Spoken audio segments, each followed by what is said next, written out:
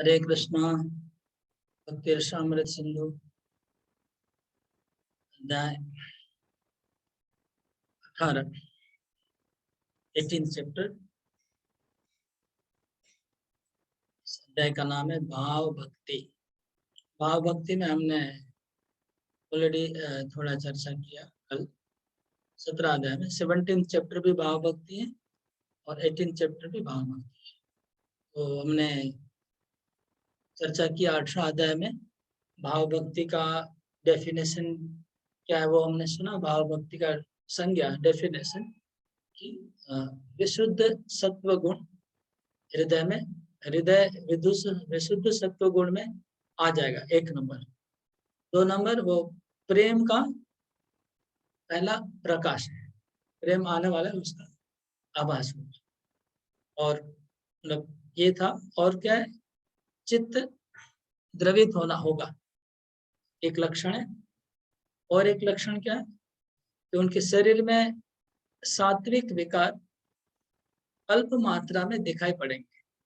तो ये बेसिकली भाव भक्ति का कुछ सिम्टम है। एक हो गया उनका हृदय विशुद्ध सत्व गुण में आएगा, एक हो गया उसका चित्त द्रवित होगा, और एक हो गया उनके शरीर में सात्विक विकार। 3 बोल सकते हैं। और प्रेम का जो प्रथम प्रकाश है वो तो समझाने के लिए 3 भाव भक्ति के लक्षण हुए। इसमें तटस्थ लक्षण और स्वरूप लक्षण अगर हम विचार करते हैं,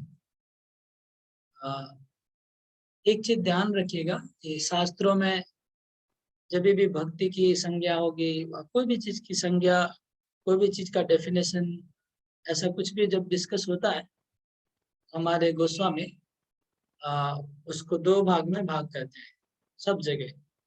एक तटस्थ लक्षण होता है, एक स्वरूप लक्षण होता है। इसको मैंने पहले भी समझाया था। आप में से कौन बहुत बता सकता है तटस्थ लक्षण और स्वरूप लक्षण को कौन एक्सप्लेन कर सकता है? मैंने पहले एक्सप्लेन किया था जब हमने शुद्ध भक्ति का डेफिनेशन अनाभिलाषिता में डिस्कस किया था। उस समय बहुत डिटेल में चर्चा हुआ कि अनाभिलाषिता में से कौन सा तटस्थ है, कौन सा स्वरूप लक्षण है। इसको याद है। हमको अभी शुद्ध भक्ति का डेफिनेशन नहीं चाहिए, हमको डेफिनेशन चाहिए कि स्वरूप लक्षण का मतलब क्या, तटस्थ लक्षण का मतलब क्या। मतलब एक्सटर्नल और इंटरनल। एक्सटर्नल और इंटरनल इसको कौन समझा सकता है? हमको एग्जाम्पल नहीं चाहिए, अभी कोई एग्जाम्पल नहीं चाहिए। हमको ये जानना चाहते कि स्वरूप लक्षण मतलब क्या, तटस्थ लक्षण मतलब क्या, ये खाली एक्सप्लेन करें। আচ্ছা, স্বরূপ লক্ষণ মানে ইন্টারনালি যেটা আসে আর কি, ভিতর থেকে যেটা আসে সেটা স্বরূপ লক্ষণ। আর হচ্ছে তটস্থ লক্ষণ হচ্ছে আউটসাইড থেকে আসে, যেটা আউটসাইড ভাব। तो तटस्थ लक्षण मतलब एक्सटर्नल वर्ड यूज कर सकते, लेकिन एक्सटर्नल एग्जैक्टली नहीं होता है। ग्रॉस और आपने सूक्ष्म बताया था, ग्रॉस और सूक्ष्म बताया था। एक्सटर्नल इंटरनल भी बोल सकते हैं, लेकिन एग्जैक्टली वो नहीं है। तटस्थ जो वर्ड है, तटस्थ शब्द का तटस्थ मतलब न्यूट्रल, एक न्यूट्रल एक्सप्लेनेशन। तो जैसे मृदंग है, अब मृदंग क्या है बोलिए। मृदंग है, मृदंग ऐसा लंबा होता है, हाँ, और ऐसे चौड़ा होता है और राउंड शेप का होता है, और उसको बजाने से अलग विविध प्रकार के ध्वनियां निकलती है जो हम संगीत में और उसको सपोर्ट मिलता है। तो मैंने जो बातें बताई इसमें से तटस्थ क्या होगा और स्वरूप क्या होगा? तटस्थ जो उनका आकार है जो दिख रहा है हमें, वो तटस्थ हो जाएगा, और जो ध्वनि अंदर से निकल रही है वो स्वरूप लक्षण। अंदर बाहर का बात नहीं था, मतलब जो ध्वनि निकल रही है वो सूक्ष्म है, क्योंकि वो सबको नहीं दिख रहा है, लेकिन वो आवाज नहीं, सूक्ष्म और स्थूल की बात नहीं है। हाँ, तो अंदर बाहर की बात है कि जो आवाज निकलना वो मेन बात है। आवाज नहीं, अगर एक आकार हो ऐसा ही सुंदर, लेकिन आवाज नहीं निकले तो उसको मृदंग नहीं कहा जाएगा। हाँ, वो उसका असली लक्षण है। आवाज निकलना ही असली लक्षण है। हाँ, बाकी जो कैसा मृत है, अभी इसको उल्टा भी एग्जाम्पल दे सकते हैं कि हो सकता है कि सूक्ष्म रूप में दिख रहा है लेकिन वो नहीं होगा, ग्रोस वाला ही सही होगा, ऐसा भी हो सकता है। सूक्ष्म और ग्रोस की बात नहीं है, उसका रियल लक्षण, रियल डेफिनेशन हो गया, और एक न्यूट्रल डेफिनेशन हो गया। जैसे थोड़ा बहुत आत्मा का स्वरूप है सेवा भाव, तो ये आत्मा स्वरूप का हम आत्मा का तो डेफिनेशन दे, नहीं, वो स्वरूप हो गया कि उसका स्वरूप है वो। हाँ स्वरूप मतलब उसके बिना जो उस चीज, नेचर है उसका, जो उसका नेचर है। हाँ लेकिन यहाँ मृदंग के केस में नेचर आ गया, ये व्याकरण है, इसे कहीं पर भी लग जाएगा। तो स्वरूप मतलब उसके बिना वो चीज का अस्तित्व नहीं हो सकता है। जैसे भक्ति है, भक्ति एक एक कोई, हम जब भक्ति का डिस्कस करते हैं, इट इज ए कॉन्सेप्ट, एक कॉन्सेप्ट हो रहा है, तो कॉन्सेप्ट का तो आत्मा शरीर ये सब होगा नहीं, इंटरनल एक्सटर्नल कुछ होगा नहीं, इसलिए वो चीज इधर नहीं आएगा। ठीक है, तो भाव भक्ति का स्वरूप लक्षण क्या है? भाव भक्ति का स्वरूप लक्षण हो गया कि हृदय को भाव भक्ति विशुद्ध सत्व में ला देगी। अगर विशुद्ध सत्व स्तर पे कोई आ रहा है और उसका चित्त द्रवित हो रहा है, तो ये भाव भक्ति, और जो सात्विक विकार आ रहा है शरीर में, हृदय द्रवित होना भी मेरे ख्याल से तटस्थ लक्षण होगा, और सात्विक विकार भी तटस्थ लक्षण होगा इसमें, इस केस में। और हृदय जो शुद्ध सत्व गुण हो रहा है, विशुद्ध सत्व गुण, वो उसका स्वरूप लक्षण में जाएगा। वो एक्सप्लेनेशन इतना डीप में हम यहाँ पर नहीं है, लेकिन भक्ति संदर्भ ज्यादा है। संदर्भ क्लास बाद में करेंगे, सोच रहे तब ये सब डिस्कस होगा डिटेल में।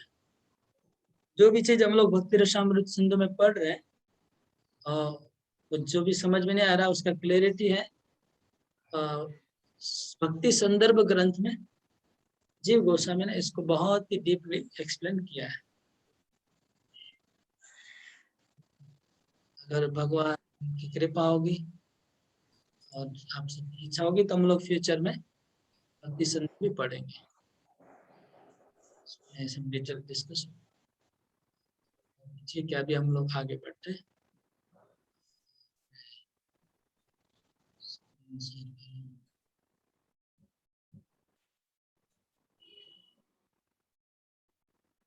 भाव भक्ति का हमने डेफिनेशन देखा कल। फिर भाव भक्ति का फर्स्ट एग्जाम्पल हम लोग को मिला अम्बरीश महाराज का, जो हमने कल बताया। भाव भक्ति के और भी बहुत सारे सिम्टम दिए कि मनोवृत्ति में वो प्रकट होती है, फिर अपने स्वरूप में चले जाती है। भाव भक्ति स्वयं प्रकाश रूपा है, लेकिन जो ऊपर में तीन चीज बताई, तीन चार चीज, वो मुख्य, वो आपको लिखना चाहिए आंसर में अगर प्रश्न आता है।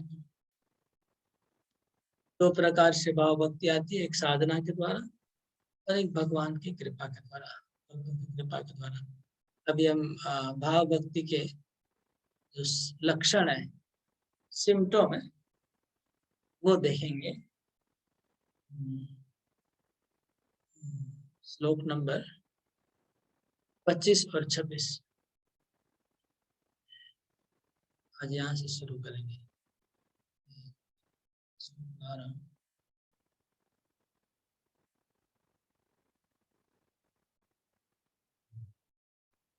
हाथ उठाया, कुछ काम है क्या? बोलिए।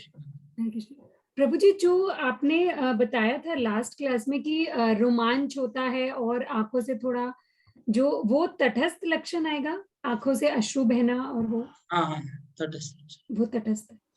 25 नंबर श्लोक से आज शुरू कर रहे हैं। देखिए, श्लोक याद भी करना है।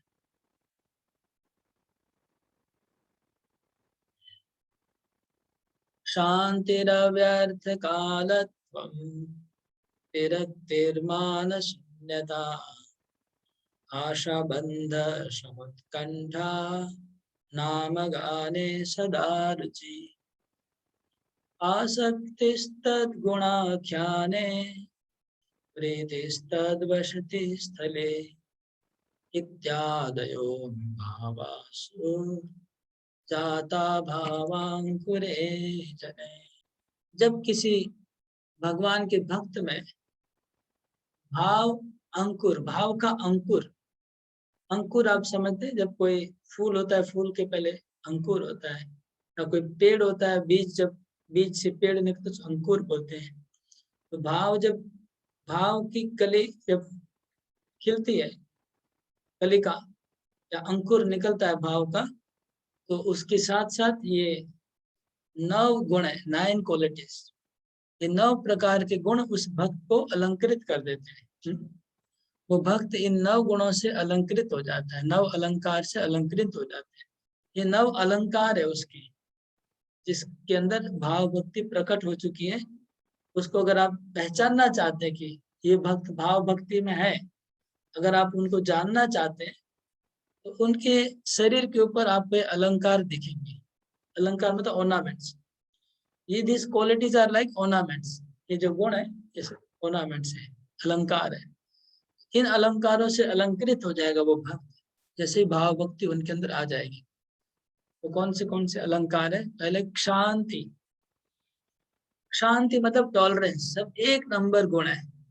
सहन करना, सहन करना 1 नंबर गुण है। जब सेम एग्जाम्पल, वो जो दुर्वासा मुनि ने अम्बरीश महाराज को, मतलब बहुत जिस प्रकार से उन्होंने अम्बरीश महाराज को दुर्वासा मुनि ने सताया, लेकिन अम्बरीश महाराज का व्यवहार आप लोग को पता है कैसा व्यवहार था। टॉलरेंस का एकदम एग्जाम्पल, टॉलरेट करते हैं। शांति, अव्यर्थ कालत्वम, दूसरा अलंकार, जो भक्त का भाव भक्ति प्रकट हुआ है वो टॉलरेंट हो जाएगा, बहुत सहनशील बन जाएगा। और क्या होगा? वो अव्यर्थ कालत्व, 1 सेकंड भी वेस्ट नहीं करेगा।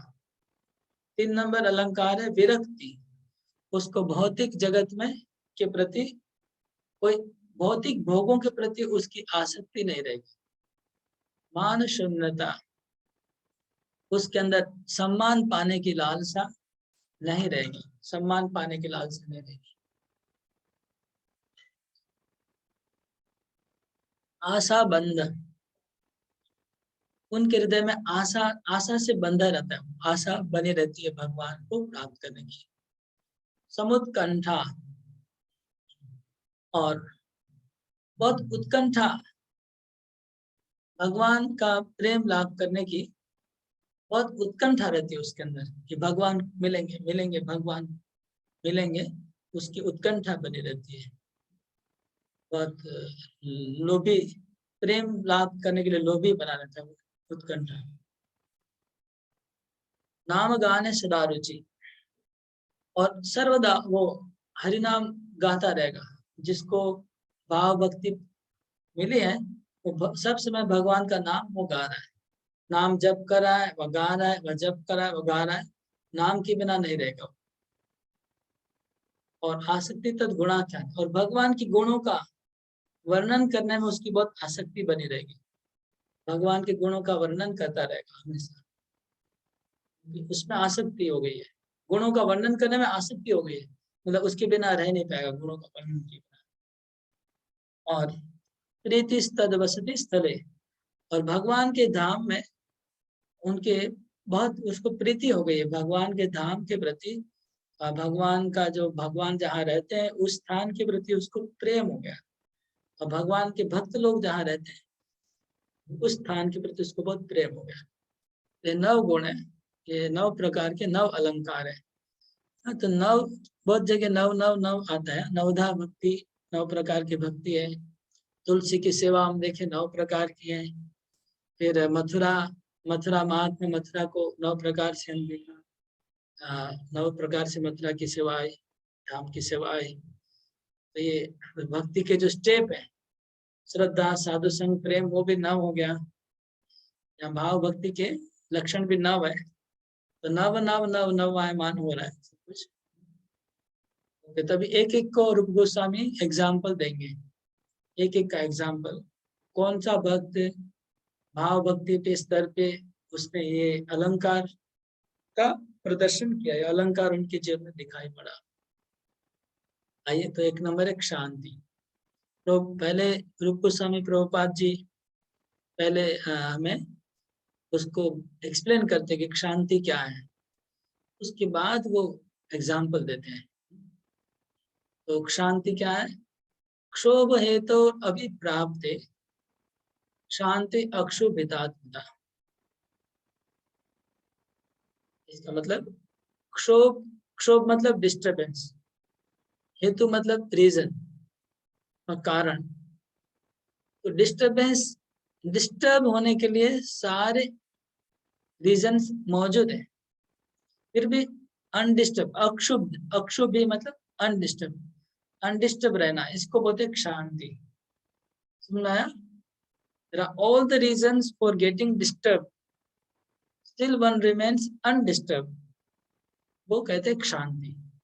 तो ये आप समझ में आ जाएगा। जो शुद्ध भक्त होते हैं, देखिएगा उनको डिस्टर्ब होने के लिए कितने कारण है जो डिस्टर्ब कर सकते हैं। चारों तरफ हजारों चीजें जो डिस्टर्ब कर सकती है, उसके अंदर भी अनडिस्टर्ब रह जाते हैं, वो है भाव भक्ति के स्तर पे है। हम लोग को, अगर हम लोग भगवान का नाम जप करते हैं, थोड़ा सा एक आवाज आएगा तो डिस्टर्ब हो जाएंगे।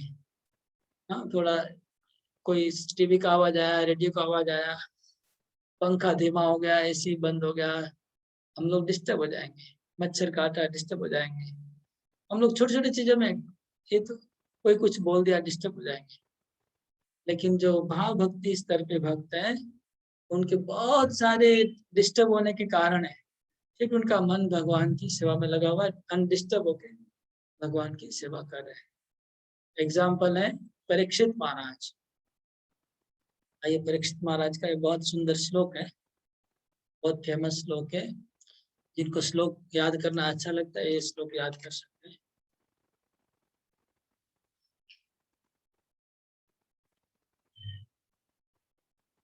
तमोपयातं प्रतियन्तु विप्रा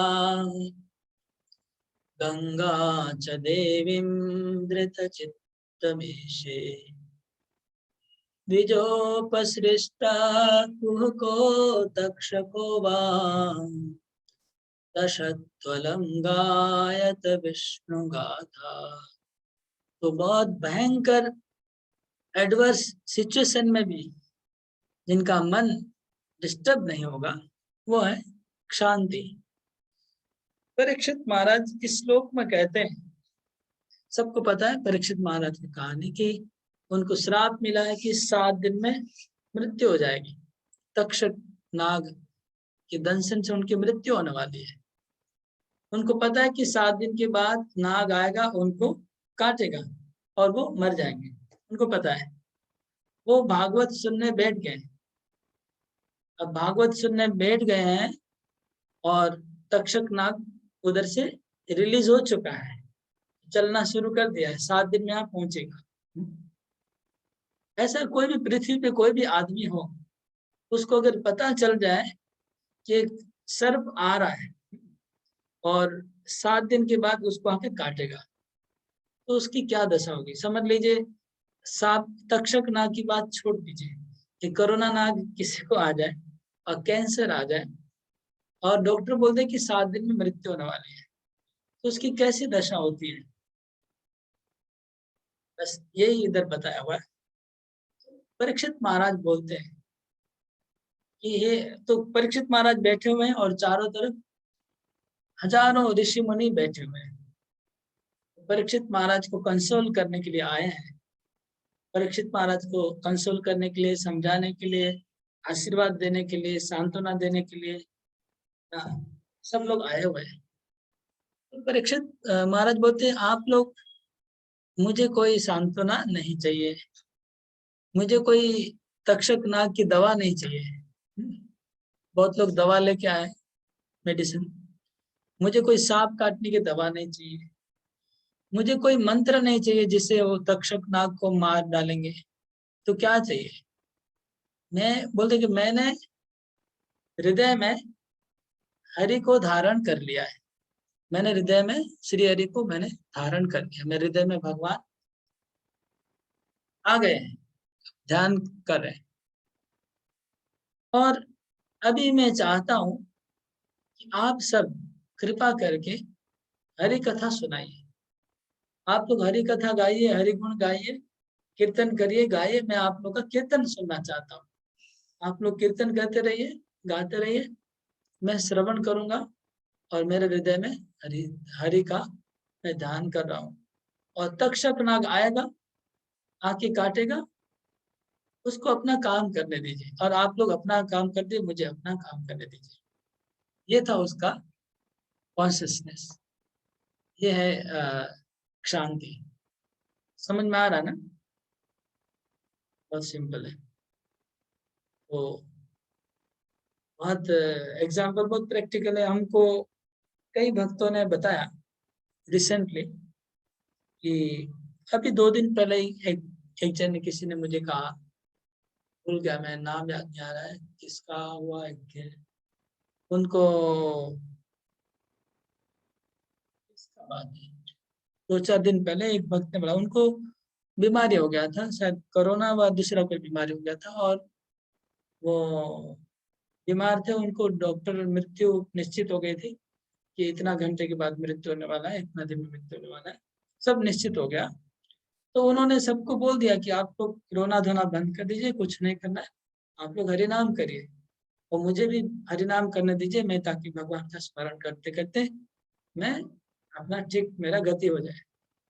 हमारे इस्कॉन के भक्त लोग ऐसा प्रदर्शन कर रहे हैं, वो भी नॉर्मल डिवोटी, साधारण गृहस्थ भक्त हैं, उनकी चेतना इतनी ऊपर चली गई है। तो मुझे 2-3 दिन पहले ही किसी ने बोला, अभी याद नहीं आ रहा है किसने बोला, सबको बाहर बोला, आप लोग बाहर जाइए, इधर भीड़ करने की जरूरत नहीं, मुझे भगवान का स्मरण करने दीजिए, जो कीर्तन करेगा वो रहेगा अंदर में। और ऐसे कीर्तन सुनते सुनते उन्होंने शरीर छोड़ा। ऐसा मुझे कुछ दिन पहले घटा है। तो ऐसा बहुत केस हो रहा है आज की डेट में।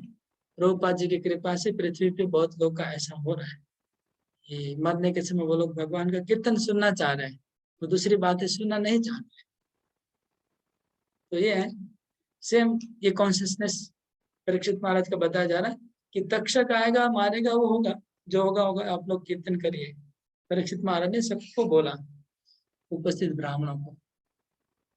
ये है, ये इसको कहते हैं शांति। ये शांति का लक्षण है। सहन करने की क्षमता। शांति मतलब सहन करना या क्षमा करना। उन्होंने क्षमा भी किया।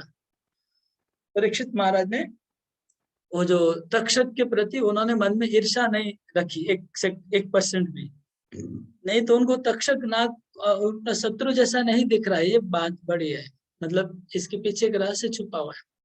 शांति के पीछे एक रहस्य छुपा। रहस्य ये है कि परीक्षित महाराज के हृदय में तक्षक नाग के लिए ये भावना नहीं कि वो मेरा शत्रु है, मेरी मृत्यु का कारण। जैसे कंस को लगा कि कृष्ण मेरा शत्रु है, क्योंकि कंस कृष्ण उनका डेथ का कारण बनेंगे।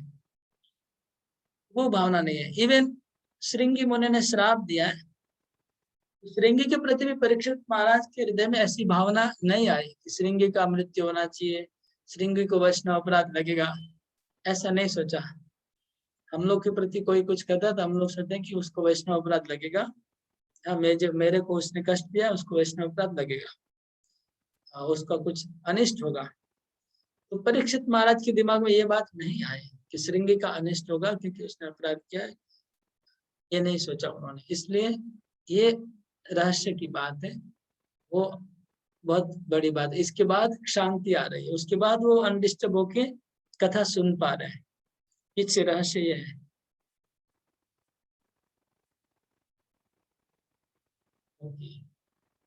नेक्स्ट, अव्यर्थ कालत्व, टाइम वेस्ट नहीं करना। बहुत सुंदर श्लोक है। वाग्भिस्तुवन्तो मनसा स्मरन्ता तन्वानमन्ताप्यनिशं न तृप्ता भक्ता श्रवन्नेत्र जला समग्रम आयोधरेरेव समर्पयन्ति। हरि भक्ति सुधोदय नाम के ग्रंथ में लिखा है कि भगवान के भक्त वाग भी स्तुवंतो, वाणी के द्वारा भगवान की स्तुति करते रहते हैं। मनसा स्मरंतो, मन से भगवान का स्मरण करते रहते हैं। तन्वा नमंतो, शरीर से भगवान को नमस्कार करते रहते हैं, बार बार प्रणाम करते हैं, बार बार प्रणाम करते हैं, बार बार स्तुति करते हैं, बार बार स्मरण करते हैं। ऐसा करके भी कभी तृप्त नहीं होते हैं। ऐसा नहीं होता कि बहुत हो चुका। भक्ता श्रवण नेत्र जला समग्रम आयुर्हरेरेव समर्पयन्ति, और उनकी आंखों में आंसू टपकते रहते हैं और अपनी समग्र आयु हरि को समर्पित कर देते हैं। समग्र आयु मतलब टाइम, काल, समग्र ऑल टाइम, उनका पूरा समय हरि की सेवा में लगा रहता है। मतलब एक सेकंड भी वो भगवान की सेवा के बिना रुकेंगे। उनका वाणी जैसे है, तो वाणी भी कभी भी भगवान के नाम उच्चारण व कथा के बिना खाली नहीं रहेगी। ऐसा कोई टाइम नहीं जाएगा कि वाणी से वो भगवान का गुणगान नहीं कर रहे हैं। तो वाणी तो हो गई, लेकिन मन और शरीर तो बोलते ना मनसा स्मरण, मन को भी कभी खाली नहीं रखेंगे। मन के द्वारा भी हमेशा कुछ ना कुछ चलता रहेगा, स्मरण। तो मन और वाणी तो हो गया, लेकिन शरीर से क्या कर रहे हैं? तो शरीर से बोले, शरीर से हमेशा नमस्कार करते रहेंगे। तो शरीर को भी हमेशा भगवान की कुछ न कुछ सेवा में लगा कर रखेंगे। पहले हो गए शरीर, शरीर से कुछ न कुछ करते रहेंगे भगवान की सेवा में, हाथ पांव कुछ न कुछ करते रहेंगे भगवान की सेवा। और फिर मुंह से भी कुछ न कुछ भगवान के बोलते रहेंगे, मन से स्मरण करते रहेंगे। कोई भी चीज को, शरीर को, मन को और वाणी को इतना भी फाका, इतना भी गैप नहीं देंगे वो। ऐसे भगवान के भक्त अपना समय बिताते हैं। तो भाव भक्ति में ये गुण है कि भाव भक्ति अगर किसी के हृदय में प्रकट हो जाएगी, वो कभी खाली समय नहीं जाएगा उसका। विरक्ति, विरक्ति मतलब वैराग्य। विरक्ति इंद्रियार्थानाम स्याद् अरोचक। विरक्ति का डेफिनेशन पहले हमेशा डेफिनेशन देते हैं रूप गोस्वामी की, इसका मतलब क्या है। फिर विरक्ति का मतलब बहुत इंपॉर्टेंट है, याद रखिएगा, क्योंकि ये सूत्र जैसा है। सूत्र आप जानते हैं, सूत्र मतलब क्या होता है, फॉर्मूला। ये सूत्र जैसा है, अगर याद रखेंगे तो सब जगह इसको आप लगा के, आप कोई भी प्रश्न आएगा तो उसको आप लगा देंगे तो आपका उसका आंसर निकल जाएगा। जैसे फॉर्मूला होता है गणित में, आपको पता है गणित में फॉर्मूला होता है, क्या बोलते हैं हम तो, फॉर्मूला बोलते हैं, सूत्र बोलते हैं। तो कोई भी कठिन से कठिन प्रॉब्लम्स दिया जाता है तो वो सूत्र लगाने से उसका आंसर मिल जाता है। ये सब सूत्र जैसा है। विरक्ति इंद्रियार्थानाम स्याद् अरोचकता स्वयं। विरक्ति का मतलब क्या है? इंद्रिय अर्थनाम, इंद्रिय विषय, इंद्रिय विषय के प्रति अरोचकता। अरोचकता मतलब इंद्रिय विषय के प्रति रुचि नहीं रहेगी, टेस्ट नहीं रहेगा। इंद्रिय विषय को टेस्ट, स्वयं मतलब अपने आप ऑटोमेटिकली। तो जैसे आपके सामने भोजन रखा गया, और भोजन सामने आ रहा है, सुगंध आ रही नाक में, हलवा रखा हुआ है, हलवा की सुगंध आ रही नाक में, रसगुल्ला रखा है, सुगंध आ रही है, तो आपके मन में बहुत लालसा हो रही है खाने की। लेकिन आप सोच रहे नहीं नहीं नहीं, हाँ माता जी ने कहा है कि नहीं खाना चाहिए हलवा, प्रभु जी ने कहा है कि नहीं खाना चाहिए, हमको शुगर हुआ है, हमको नहीं खाना है। तो इसको विरक्ति नहीं, इसको त्याग कहते हैं। त्याग, आपकी इच्छा है लेकिन आप नहीं खा रहे, दैट इज कॉल्ड त्याग। विरक्ति क्या है कि उसके सामने सब रखा हुआ है, मीठा मीठा और अच्छा खाना, नाक में सुगंध आ रही है, लेकिन उस सुगंध आने के बाद भी उसको, उसके प्रति 1% भी उसके प्रति आसक्ति नहीं हो रही है। जैसे किसी को बीमारी है, बुखार आया है, बुखार वाले के सामने अगर खाना रखेंगे तो जैसा होता है वैसा उसको होगा। ठीक है? इसका एग्जाम्पल है अगले श्लोक। यो दुस्त्यजान दारशूतान सुहृद्राजं हृदिस्पृशा जहो युवैवमलवत् उत्तम श्लोक लालसा। यो दुस्त्यजान दारशूतान सुहृद्राजं हृदि स्पृशः जो युवैवमलवा उत्तम श्लोक लालसा। उदाहरण है भरत महाराज का। भरत महाराज जो भगवान ऋषभ देव के पुत्र हैं, भगवान के पुत्र बने। भगवान का पुत्र बनना छोटी मोटी बात नहीं है। भगवान के पुत्र है ऋषभ देव, भगवान के पुत्र हैं और भगवान ने उनको राजा बनाया। भगवान ऋषभ देव ने उनको पृथ्वी का राजा बनाया है। उन्होंने राज शासन किया। शासन करने के बाद उनको वैराग्य उत्पन्न हुआ तो उन्होंने सब छोड़ के चले गए। तो क्या क्या छोड़ा? बोले कि पत्नी को छोड़ा। उनकी पत्नी बहुत, अब भरत महाराज की पत्नी ऑर्डिनरी थोड़ी होगी, देवी देवताओं से भी सुंदर, भगवान का पुत्र है और पूरे पृथ्वी का राजा है। देवी देवताओं से भी सुंदर उनकी पत्नी है। पुत्र, उनके पुत्र भी एक से बढ़ के एक, बड़े बड़े देवता जैसे उनके पुत्र हैं भरत महाराज के, और सगे संबंधी है। राज्य था, राज्य कैसा? हृदिस्पृश, बहुत अच्छा राज्य था। तो सुखदेव गोस्वामी क्या बोलते? हृदिस्पृश, मतलब वो जो चीजें थी वो हृदय को आकर्षण करने वाली थी, अच्छी अच्छी चीजें थी, लेकिन सब त्याग दिया। क्यों त्याग दिया? उत्तम श्लोक लालसा, भगवान कृष्ण को प्राप्त करने की लालसा से, भगवान को प्राप्त करने की लालसा से भरत महाराज ने सब कुछ त्याग दिया। एवरीथिंग त्याग करके भाग गए, चले गए। और इसको लिखा दुस्तेजा। दुस्तेजा मतलब जिसको त्याग करना बहुत डिफिकल्ट है, वो सब उसने छोड़ा। जिसको त्याग करना डिफिकल्ट होता है उसको छोड़ दिया। तो कैसे छोड़ा? अभी सबसे इंपॉर्टेंट शब्द यहाँ पर एक है, मोस्ट इंपॉर्टेंट वर्ड इस श्लोक में है मलवत। मलवत, मल मतलब स्टूल, मल त्याग, मल त्याग करने के जैसा छोड़ा। तो छोड़ने का भी एग्जाम्पल दिया सुखदेव गोस्वामी, बोल रहे मलवत। तो ये मलवत शब्द बहुत मायने रखता है यहाँ पर। हम छोड़ा तो है, कैसे छोड़ा? जैसे कोई लेटरिन जाता है, पेट पूरा भरा हुआ है, लेटरिन जाने से पेट हल्का हो गया। अब जब मल को त्याग कर दिया तो पेट हल्का हो गया।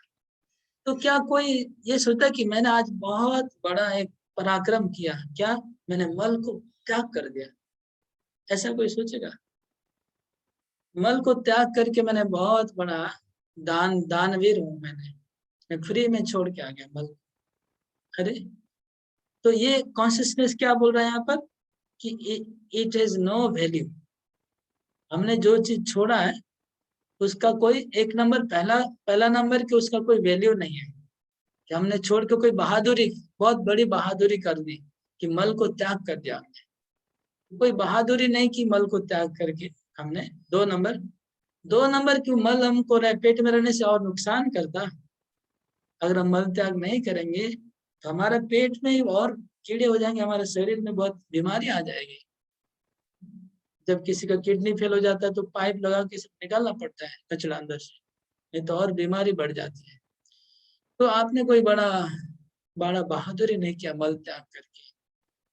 अब ये जो स्त्री को त्याग करना, पूरे पृथ्वी के राज्य को त्याग करना, मलवत, अभी सोचिए क्या कॉन्शियसनेस है कि पूरा विश्व का जो राज्य है उनके लिए वो मल त्याग करने के बारे में, मतलब हमने कोई बड़ा चीज त्याग नहीं किया, हमने मल को त्याग, उसको सोच रहे हैं कि मल को हमने त्याग किया, ऐसा सोच रहे हैं इतने बड़े राज्य में। क्यों? क्योंकि ये मतलब एक तो हम लोग तो इंटेलेक्चुअली सोच के बोलते हैं कि मलवत, लेकिन अंदर से इसको समझना बहुत बड़ी चीज है, how this things are really मलवत। जो पैसा है और जो फेम है, फेम, पैसा, पावर, पोजीशन, पोस्ट, ये जो चीजें हैं जो पूरे जगत को आकर्षित करती है, उसको भगवान का भक्त सोचता है कि ये मल है। क्यों मल है? अब इसको वास्तव में हम लोग एनालिसिस करके समझ सकते कि एक्चुअली वो मल के बराबर ही है, हमको समझना चाहिए एक्चुअली है मल। क्यों? क्योंकि ये चीज आत्मा के लिए मलवत है। जो शुद्ध आत्मा है, शुद्ध आत्मा जो भगवान की भक्ति कर रही है, उसके लिए मल है। क्योंकि शरीर के लिए देखेंगे तो बहुत बड़ा चीज है, जैसे सुअर के लिए वो जो मल है वो हलवा के बराबर है, लेकिन मनुष्य के लिए वो मल है।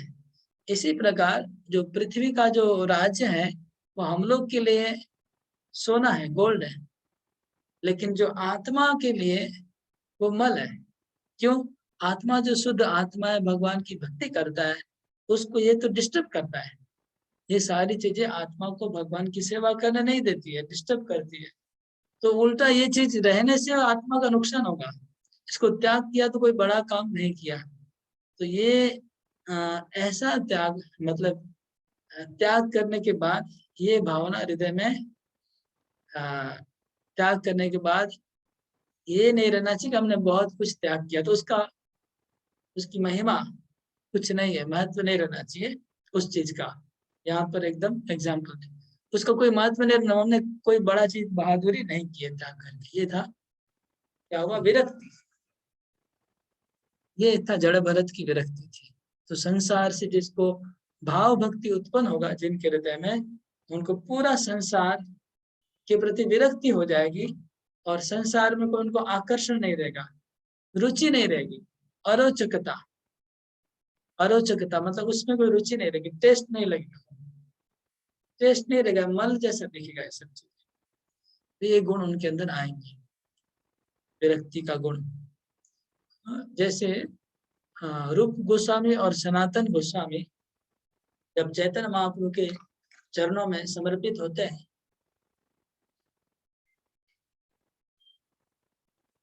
तो सब लोग कहते हैं कि ये लोग मिनिस्टर थे, कोई बोलता है अर्थ मंत्री थे, प्रधानमंत्री थे, इनको बहुत सारी लैंग्वेज आती है, अरबी आती है, उर्दू आती है, हाँ हिंदी आती, बहुत सारी लैंग्वेज आती है और बहुत बड़े विद्वान है, बहुत कुछ इन्होंने त्याग किया। और वो क्या बोलते हैं? वो बोलते हैं कि हम जब चैतन्य महाप्रभु को वो बोलते हैं, हम जो विष्ठा का जो गड्ढा होता है उसमें कीड़ा होता है, हम कीड़े की तरह विष्ठा में पड़े थे और चैतन्य महाप्रभु आपने कृपा करके हमको वहां से निकाल दिया। ये खाली काव्य कविता रूप में अलंकार से बोल नहीं रहे, उनको हृदय में अनुभव हो रहा है वो बात। तो हम लोग जिसको डेली हम लोग जब उनके अपीयरेंस डे में ग्लोरीफाई करने लगते हैं, जब उनका अपीयरेंस डे से हम लोग ग्लोरीफाई करते हैं रूप गोस्वामी को, सनातन गोस्वामी को, कि बहुत बड़े मंत्री थे, अर्थ मंत्री थे, ये मंत्री थे, वो मंत्री थे, बड़ा बड़ा हम लोग ग्लोरीफाई करते हैं। उस चीज को उन्होंने क्या समझा, हम विष्ठा के गड्ढे में कीड़े की तरह हम सड़ रहे थे और महाप्रभु ने निकाले, तो इसको विष्ठा बोल रहे वो। उनका जो भौतिक ऐश्वर्य था उसको विष्ठा बोल, विष्ठा मतलब मल। वो उन्होंने ऐसा अनुभव किया गोस्वामियों ने। ओके, आगे बढ़ते हैं। तो विरक्ति को हमने समझाया डिटेल में, इसको बहुत नटसेल में संक्षिप्त में बताया जा रहा है सब कुछ। इसको बाद में ज्यादा विचार करना होगा, चटनी करना तभी और समझ में आएगा। इसके बाद मान शून्यता, सम्मान की आशा नहीं रखना। उत्कृष्टत्वेपि अमानित्वं कथिता मान शून्यता। एक ही चीज को पहले रूप गोस्वामी डिफाइन करते हैं, इसका मतलब क्या है, उसके बाद बताते हैं। मान शून्यता को क्या बोल रहे हैं? अगर कोई बहुत उच्च कोटि का व्यक्ति है, उत्कृष्ट व्यक्ति है, और उसके अंदर सम्मान पाने की लालसा नहीं है, उसको मान शून्यता कहते हैं। मतलब जो इज्जतहीन है, जो बेइज्जत व्यक्ति है, उसके लिए मान शून्यता कोई वैल्यू नहीं रहेगा, क्योंकि उसका मान है ही नहीं। जो बेइज्जत है, जो बेशरम है, बेशरम और बेइज्जत लोगों के लिए मान शून्यता का कोई वर्ड का कोई ज्यादा मूल्य नहीं होता है। लेकिन जो वास्तव में बहुत सम्मानीय व्यक्ति है, सम्मानीय व्यक्ति होने के बाद भी सम्मान की आकांक्षा नहीं है, उसको कहते हैं मान शून्यता। पद्म पुराण से कहा जा रहा है, हरो रतिम वन्नेशा नरेन्द्राणाम शिखामणि भिक्षामटन पूरे स्वपाकम अपि वंदते। तो पद्म पुराण से दिया हुआ है घटना। यहाँ पर राजा का नाम लिखा है, मुझे याद नहीं आ रहा, जहां तक मेरा स्मृति, मेरा मेमोरी जा रहा है, ये शायद हरिश्चंद्र महाराज की कथा है। आप लोग हरिश्चंद्र महाराज की कथा सुने होंगे सब लोग, कि इनको संसार छोड़ के जब चले जाते हैं हरिश्चंद्र या फिर दूसरा कोई भरथरी राजा, किसी की कथा है, याद नहीं आ रहा है किसकी घटना है। तो वो राजा जब गुरु के पास जाते हैं तो गुरु ने उनको शिक्षा दी और उनको भिक्षा करने को कहा, भिक्षा मांगने के लिए, कि आपको भिक्षा मांगना होगा। पहले स्टार्टिंग में राजा का जो अहंकार है, हाँ, वो अहंकार टूटना पड़ेगा, तभी तो वो सन्यासी बनेगा, शिष्य बनेगा। तो राजा का अहंकार कैसे टूटेगा? तो राजा को भिखारी बना लेते हैं गुरु लोग पहले, उनका अहंकार तोड़ने के लिए। तो राजा भिक्षा मांगते हैं, लेकिन भिक्षा कहाँ मांगते हैं? बोलते हैं कि अरे पूरे। राजा ने क्या किया? सीधा सबसे पहले भिक्षा मांगने कहाँ गया? अरे पूरे। राजा को बोला भिक्षा मांगना है आपको। तो जिनके साथ सारा जीवन उन्होंने लड़ाई की थी, जिनके साथ उनकी बहुत शत्रुता थी, सबसे पहले उनके गांव में गया भिक्षा करने वो राजा। ये था मान शून्यता, अहंकार को पूरा टुकड़ा करके क्रश करके फेंक दिया। तो ऐसे जैसे आप भक्ति में आते हैं तो आगे की दुश्मनी सब हम लोग जनरली छोड़ देते हैं, फेंक देते हैं, आगे की चीजों को फेंक देते हैं, और हम लोग नए से सबसे अच्छा रिलेशन बनाते हैं। या फिर और क्या लिखा है कि स्वपाकम अपि वंदते, अपने शत्रु के गांव में जाकर के वहां शत्रु के गांव में जो चंडाल था, वो चंडाल को भी प्रणाम कर रहे थे राजा, और बोल रहे कि हे भैया आप थोड़ा कृपा करिए कि मेरे को भक्ति प्राप्त हो जाए। ये था मान शून्यता का एग्जाम्पल। बहुत बड़ा राजा था, नरेंद्राणाम शिखामणि, मतलब राजाओं में श्रेष्ठ राजा थे, बड़े राजा थे, और वो अभी भिक्षुक बन गए, एक गुरु के शिष्य बन गए और सन्यासी बन गए, और उन्होंने अपने शत्रु की नगरी में जाके उस नगरी के ब्राह्मणों को तो नमस्कार किया, राजा को नमस्कार किया, लेकिन उस नगरी के चंडाल को भी प्रणाम कर करके उनसे कृपा मांग रहे थे। कितने विनम्र हो गए। कि विनम्रता आए भाव भक्ति से आती है, ऐसे विनम्र, आर्टिफिशियल नहीं। हम लोग आर्टिफिशियल ट्राई करते रहते हैं, लेकिन एक्चुअली वो हृदय से उनको आया ही बात।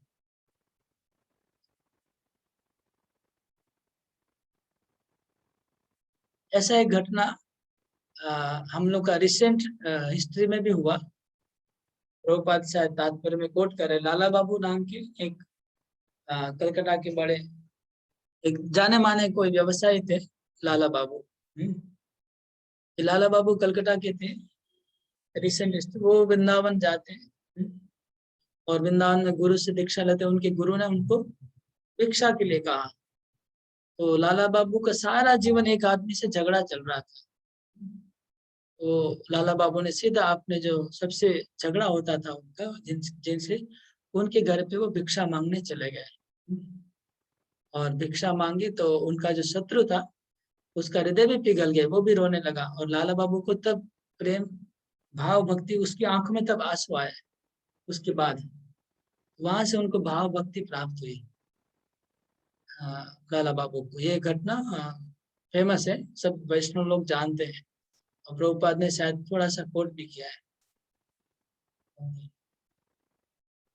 अगला श्लोक,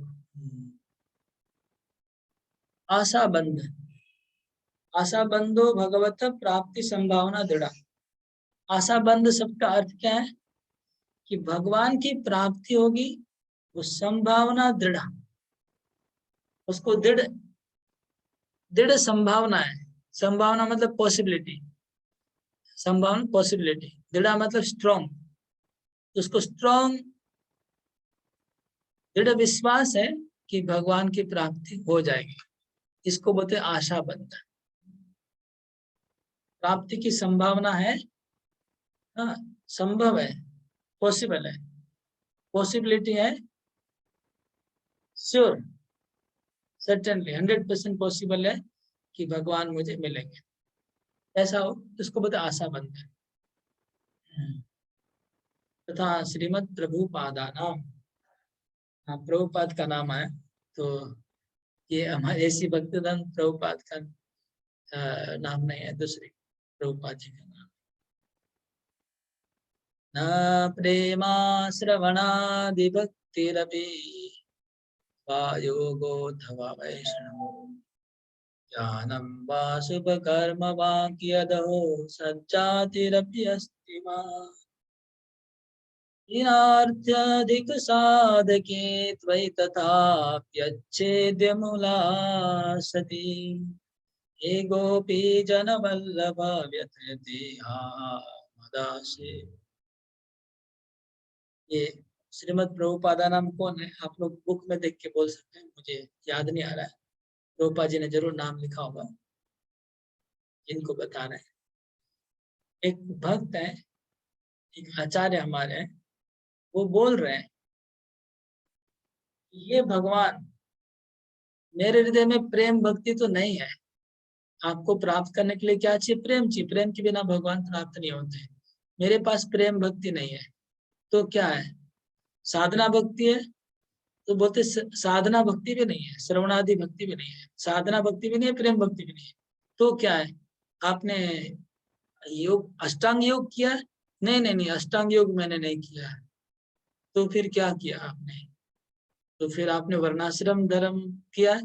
नहीं, वो भी मेरे पास नहीं है, मैंने वो नहीं किया। तो क्या आप ज्ञान अनुशीलन किया? नहीं, ज्ञान भी नहीं है मेरे पास। ओहो, पुण्य कर्म? नहीं, पुण्य कर्म भी नहीं है। अच्छा, आपका ऊंचा जाति में जन्म हुआ क्या, ब्राह्मण? नहीं नहीं, मैं अच्छी ऊंची कुल में जन्म भी नहीं हुआ मेरा। तो फिर भगवत प्राप्ति कैसे होगी तुमको? तुम्हारा उच्च कुल में जन्म नहीं है, पुण्य कर्म नहीं किया कभी, ज्ञान नहीं है, योग नहीं है, भक्ति नहीं है, प्रेम नहीं है, तो कैसे होगा? तो नहीं नहीं, मैं लेकिन मेरे को भगवत प्राप्ति हो जाएगी। हो जाएगी? कैसे हो जाएगी? तुम्हारा कुछ नहीं है तुम्हारे पास। नहीं नहीं, हो जाएगी। कैसे? हीनार्थाधिक साधकी, क्योंकि भगवान का एक नाम है हीनार्थाधिक साधकी। भगवान का एक नाम है हीना। हीन मतलब तुच्छ, सबसे पतित।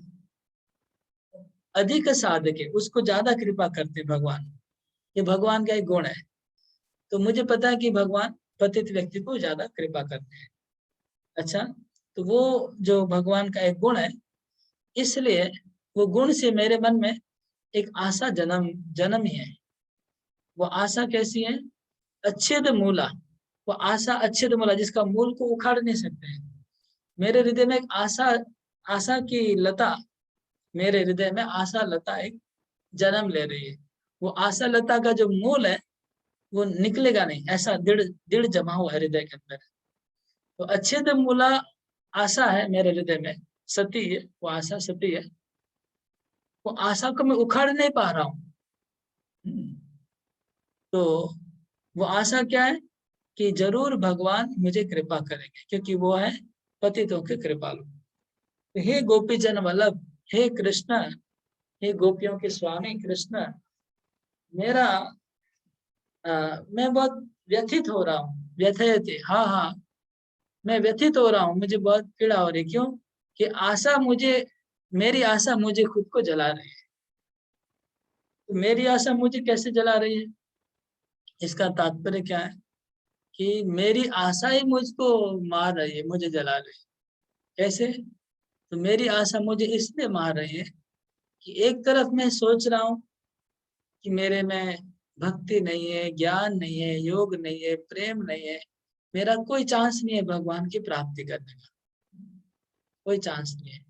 दूसरी तरफ मेरे हृदय में एक दृढ़ आशा बनी है कि भगवान कृपा करते हैं तो जरूर मेरे ऊपर कृपा करेंगे। तो मैं बोलता हूँ कि ये मेरे मन, तुम ये आशा छोड़ दो, ऐसी आशा दुष्कर है, तुमको ऐसी आशा नहीं करनी चाहिए। तुम बहुत मतलब तुम्हारा बहुत हाई फाई एक्सपेक्टेशन है, इतना ऊंचा एक्सपेक्टेशन मत करो। लेकिन मेरा मन छोड़ नहीं रहा है वो आशा, इसलिए मुझे प्रॉब्लम हो रहा है। मेरा मन ये आशा छोड़ नहीं रहा है, इसलिए मैं व्यथित हो रहा हूँ। तो इसलिए तो ये मतलब इस तरह से, जैसे कभी कभी इनडायरेक्ट ग्लोरिफिकेशन होता है ना, ये भी इनडायरेक्ट ग्लोरिफिकेशन वाला श्लोक है कि भगवान के प्रति दृढ़ आशा बनी रहे।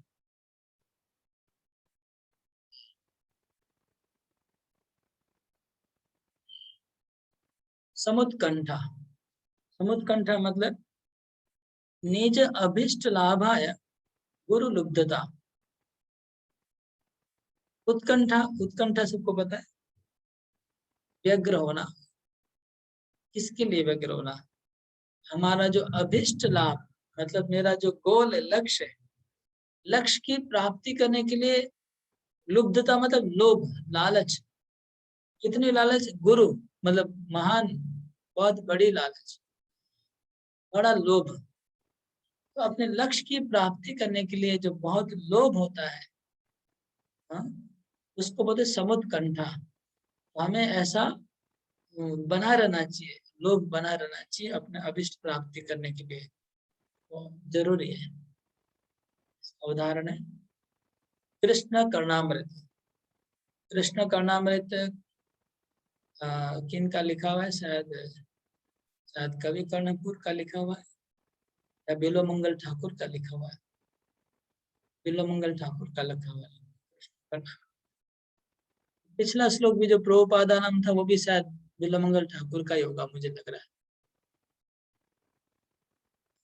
आनम राम सित भ्रुवो उपचितम अक्षीण पक्ष्मांकुरे स्वालोला मनुरागिणो नयनयो आदा मृदो जल्पिते आताम्रामधरामृते मधुकला अम्लान बंसी स्वने आशास्ते मम लोचनं रजसिषो मूर्तिं जगन्मोहिनीम् आनं रामसित भ्रुवो उपचितम् अक्षीण पक्ष्मांकुरे आलोला मनुरागिण्यो नयनयो आद्रां मृदो जल्पिते आताम्रामधरामृते मधुकलाम् अम्लान बंसी स्वने आशास्ते मम लोचनं रजसिषो मूर्तिं जगन्मोहिनीम्। बिल्वमंगल ठाकुर कह रहे श्री कृष्ण का वो सुंदर मधुर रूप का वर्णन कर रहे हैं। उनकी जो भ्रू है वो काली काली भ्रू है, आंखों के ऊपर जो भ्रू, आईब्रो, काली काली भ्रू है। संस्कृत में भ्रू कहते हैं और इंग्लिश में ब्रो, आईब्रो, बहुत सिमिलर वर्ड है। और अक्षीण पक्ष्मांकुरेषु, आंखों की पंखड़ियों के ऊपर जिसकी काली काली भ्रू है, कृष्ण का वर्णन करें। आलोलाम अनुरागणो नयनयो आर्द्रा मृदो जल्पिते, उनकी आंखें चंचल है, जिनकी आंखें चंचल है, जिनकी पंखड़ियों को भ्रू है बहुत सुंदर, और जो आधी आधी बोली, मीठी मीठी बोली बोल रहा है, जल पिता, जलपन, कुछ उनके मुंह से मीठे मीठे शब्द निकल रहे हैं। और उनके अधर अमृत, लाल लाल उनके होठ है, जैसे वहां से मध, मतलब कोई मतलब मद मतलब शहद, या फिर मद का दो अर्थ होता है। मद मतलब जो दारू होता है, शराब, उसको भी मद बोलते हैं, और मधु को भी मद बोलते हैं। तो जैसे उनके मुंह से वो निकल रही है शराब, या शराब सुनने में अच्छा नहीं लगेगा, शहद निकल रही है जो सबको मोहित करने वाली है। और बंसी की ध्वनि वो निकाल रहे हैं, उस बंसी ध्वनि सबको मुग्ध कर रही है। वो जो मेरे आंखों के दृष्टिगोचर वो ब्रज शिशु, वो वृंदावन का जो शिशु है, जो बालक है, वो जगत को मोहन करने वाला है, उसको मैं दर्शन करना चाहता हूँ। दर्शन करना है, ये तीव्र लालसा है उनको दर्शन करने की। ओके, अगला श्लोक है, नाम गाने सदा रुचि। रोदन बिंदु मरंद संधि वराद्य गोविंद, तव मधुर स्वर कंठी गायती नामावली बाला। तो किसी ने कहा कि हे गोविंद, वो जो बाला है, व्रज बाला, वो जो बालिका है, वो मधुर कंठी, उनका कंठ मधुर है, वो तुम्हारी नामावली, तुम्हारा कृष्ण कृष्ण कृष्ण का वो गा रही है, और उसकी आंखों में आंसू टपक रहे हैं। वो गा रहे, तुम्हारे नाम गा रही है।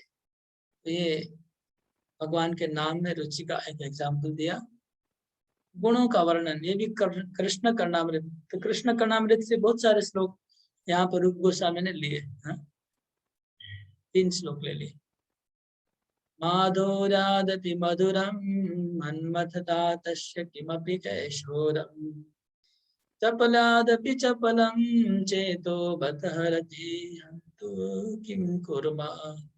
माधुरादपि मधुरां मन्मथतां तस्य किमपि कैशोरम्, चपलादपि चपलं चेतो बत हरति हन्त किं कुर्मः। मैं क्या करूं, वो जो ब्रज का किशोर है, वो इतना सुंदर है, मेरे मन को आकर्षित कर रहा है। बहुत चप्पलों में चप्पल है, सब चप्पलों में सबसे चप्पलों का राजा है, मधुरों का राजा है, सब मधुर वालों का राजा है। किशोर मूर्ति मेरे चित्त को हरण किया, मेरे चित्त को हरण कर लिया उसने। तो चित्त चोर ने मेरे चित्त को चोरी कर लिया है। मैं क्या करूं, मैं कहाँ जाऊं। भगवान के गुणों का वर्णन हो रहा है इस प्रकार कर्णामृत में। अभी प्रीति तद वसति स्थले, भगवान के स्थान में वास करने के प्रति प्रेम। तो यहाँ पद्यावली से श्लोक या पद्यावली किसने लिखा है मुझे याद नहीं आ रहा है। श्रीधर स्वामी शायद लिखे हैं एक तो पद्यावली, और किसी का भी, बहुत लोगों ने पद्यावली, बहुत लोगों ने लिखी है। कौन सी पद्यावली नहीं पता। अत्रासित किल नंद शतमा सकटस्यात्रा भवत् भंजनम, बंध छेद करोपि दाम वीरभूत बद्धो अत्र दामोदर, हितं मातुर विद्ध वक्र विगलत् पीयूषधारां पिबन्, आनन्दाश्रुधर कदा मधुपुरीं धन्यश्चरेषाम्यहम्। अत्राश्रित किल नंद शतमशकटा छात्र भवद्भञ्जनम्, बन्ध छेद करोपि दामभिरभूत् बद्धो अत्र दामोदर, हितं माथुर वृद्ध वक्र निगविगला पीयूषधारां पिबन्, आनन्दाश्रुधर कदा मधुपुरीं धन्यचरिष्याम्यहम्। बहुत सुंदर श्लोक है। धाम की महिमा, कैसे धाम का परिक्रमा करना चाहिए, कैसे धाम का दर्शन करना चाहिए, क्या भाव होना चाहिए, ये सब इस श्लोक में बताया गया है। तो कहते हैं कि ऐसा दिन कब आएगा जब मेरी आंखों में आंसू की धारा बहती रहेगी और मैं मथुरा में भ्रमण करते रहूंगा, वृंदावन में, मायापुर धाम में घूमते रहूंगा, और घूमते घूमते मुझे कोई मथुरा के ब्राह्मण मिलेंगे, मथुरा के ब्राह्मण मिलेंगे, कोई वृद्ध ब्राह्मण मिलेगा मथुरा का, और वृद्ध व्यक्ति के अपने मुखारविंद से वो अमृत की धारा उनकी मुखारविंद से बहेगी, और वो मुझे कहेगा कि देखो देखो देखो, यहाँ पर ये जो बिल्डिंग दिखाई पड़ रहा है ये नंद भवन है, यहाँ पर नंद महाराज का घर है, यहाँ कृष्ण का जन्म हुआ था। देखो देखो ये तुमको दिखाई रहा है जगह, यहाँ क्या है, यहाँ पर सकट भंजन किया था कृष्ण ने। देखो देखो ये जो पेड़ दिख रहा है इसके नीचे कृष्ण को माता यशोदा ने बांधा था, दामोदर लीला इधर हुआ था। ऐसे वो मुझे जगह जगह ले जाएगा और मुझे उनके मुखारविंद से वो अमृत की धारा जब बहेगी, वो बोलेगा कि यहाँ पर ये हुआ, तो उनको सुन के मेरी आंखों में आंसू निकलते रहेंगे और मैं ऐसे भटकता रहूंगा। वो दिन कब आएगा?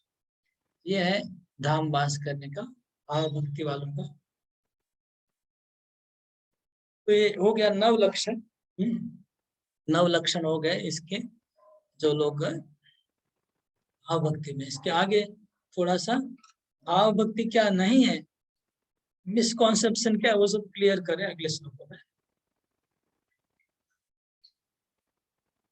यत्तम मसृणे देवांतर लक्षिते रति लक्षणम मुमुक्षु प्रवृत्ति नाम चित भवेत ऐसा रति नहीं। अगर अभी कल पूछा था मधुलीला माता ने क्वेश्चन पूछा था, कभी कभी मैं भगवान के मंदिर में जाता हूँ और थोड़ी देर के लिए आंसू आ जाते हैं, आंख में टपकते हैं, तो मैं क्या समझना चाहिए? तो एक क्वेश्चन था, उन्होंने एक पर्टिकुलर इंसिडेंट बताया, लेकिन इस प्रकार का बहुत सारी ऐसी चीजें हैं जिसको रूप गोस्वामी कवर कर रहे हैं। तो पहला बोल रहे हैं कि अगर कोई व्यक्ति मुमुक्षु है, मुमुक्षु मतलब मोक्ष कांक्षी है, उनको मोक्ष पाने की इच्छा है, तीव्र मोक्ष के लिए प्रयास कर रहा है, ज्ञान मार्गी है, और उसके शरीर उनका हृदय भी मसृण होगा, मतलब द्रवित होगा, तो क्या उसको बोलेंगे कि भाव भक्ति के स्तर पे भाव भक्ति के लक्षण है? तो रूप गोस्वामी बोलते नहीं, भाव भक्ति नहीं है, वो भाव भक्ति नहीं कही जाएगी। वो भी है, ज्ञान मार्ग से भी ऐसा हृदय द्रवित होगा। तो हृदय द्रवित होना भाव भक्ति का रियल लक्षण नहीं है, मैं पहले बताया, इसलिए हृदय द्रवित हो सकता है, उसके द्वारा भी होगा, ज्ञान के द्वारा भी होगा। तो पहला कैंसिल हो गया। आगे विमुक्ताखिल तर्षेया अपि विमृग्यते या कृष्णाति गोप्यासु भजद्भ्यो न दीयते। इस बात का रूप गोस्वामी एक एग्जाम्पल दे रहे, क्यों इसको भाव भक्ति नहीं कहे, उसको एविडेंस दे रहे कि देखिए जो विमुक्ता अखिल तर्षेया, विमुक्ता अखिल तर्षेया मुक्तिरपि विमृग्यते, मुक्ता अखिल तर्षेया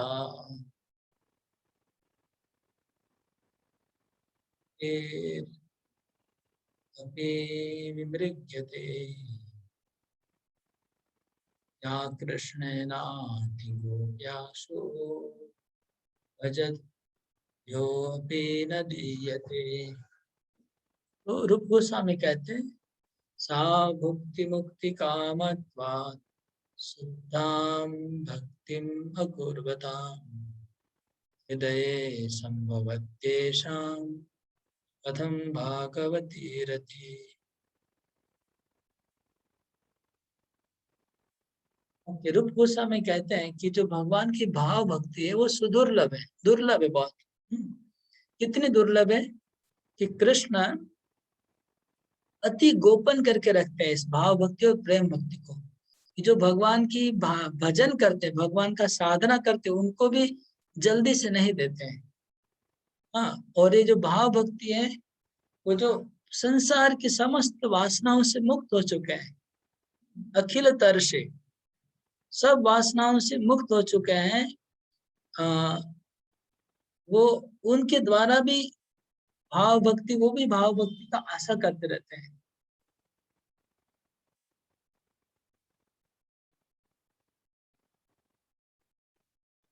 तो फिर जो व्यक्ति का हृदय भोग और मोक्ष वासना से भरा हुआ है,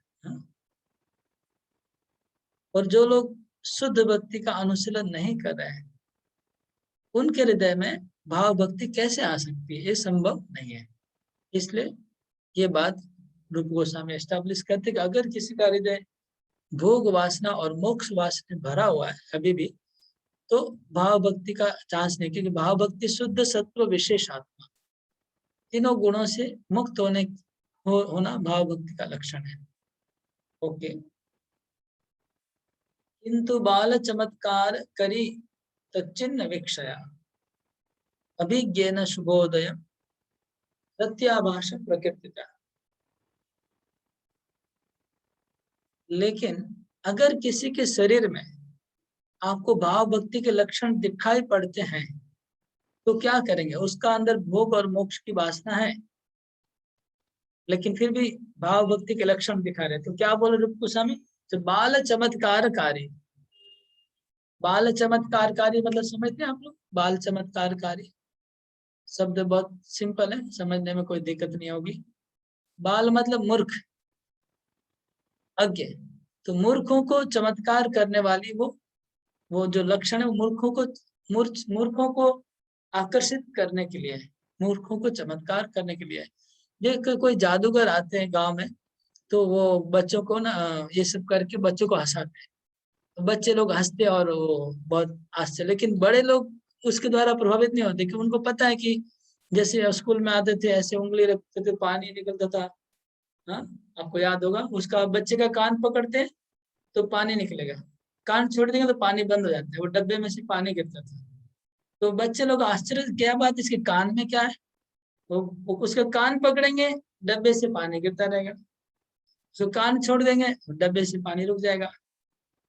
तो जो साइंस नहीं पढ़ा था उसके लिए बहुत आश्चर्य लग रहा है, जो साइंस पढ़ लिया उसको पता चल गया कि उधर हवा नहीं होगा तो पानी नहीं गिरेगा, हवा आएगा तो पानी गिरेगा। तो मैं एग्जाम्पल, इसी प्रकार तो बच्चे लोग को आकर्षित करते हैं वो छोटे छोटे जादूगर। इसी प्रकार वो जो भाव भक्ति के लक्षण है जो दिखाई पड़ते हैं, वो भोग मोक्ष भाग, वो मूर्खों को चमत्कार करने वाले हैं, वास्तव में भाव भक्ति नहीं है। क्योंकि जो विज्ञान जानते, जिनको विज्ञान ही है, भक्ति का विज्ञान जिनको पता है, भक्ति के जो साइंटिस्ट है उसको पता है कि भाव भक्ति मतलब ये भाव भक्ति का लक्षण है आशा बंध समुत्कंठा शांति व्यक्ति कालत्व, वो जानते हैं, इसलिए वो लोग वो सब चमत्कारों से प्रभावित नहीं होते हैं। ये रूप गोस्वामी बोल रहे हैं। तो ऐसे हमें प्रभावित नहीं होना चाहिए, ऐसे सब देख के प्रभावित नहीं होना चाहिए। तो क्या है वो? उसको रति आभास है, भाव नहीं है, भाव का आभास है, रूप गोस्वामी कहते। तो याद रखिएगा, जहाँ भाव नहीं है लेकिन भाव के लक्षण है, उसको रूप गोस्वामी क्या बोले? भाव का आभास। याद रखिए, ठीक है। इसे नाम आभास। जैसे अजामिल ने नारायण का भगवान के लिए नहीं कहा, लेकिन वो नाम आभास हो गया। यहाँ पर भाव आभास है, भाव नहीं है।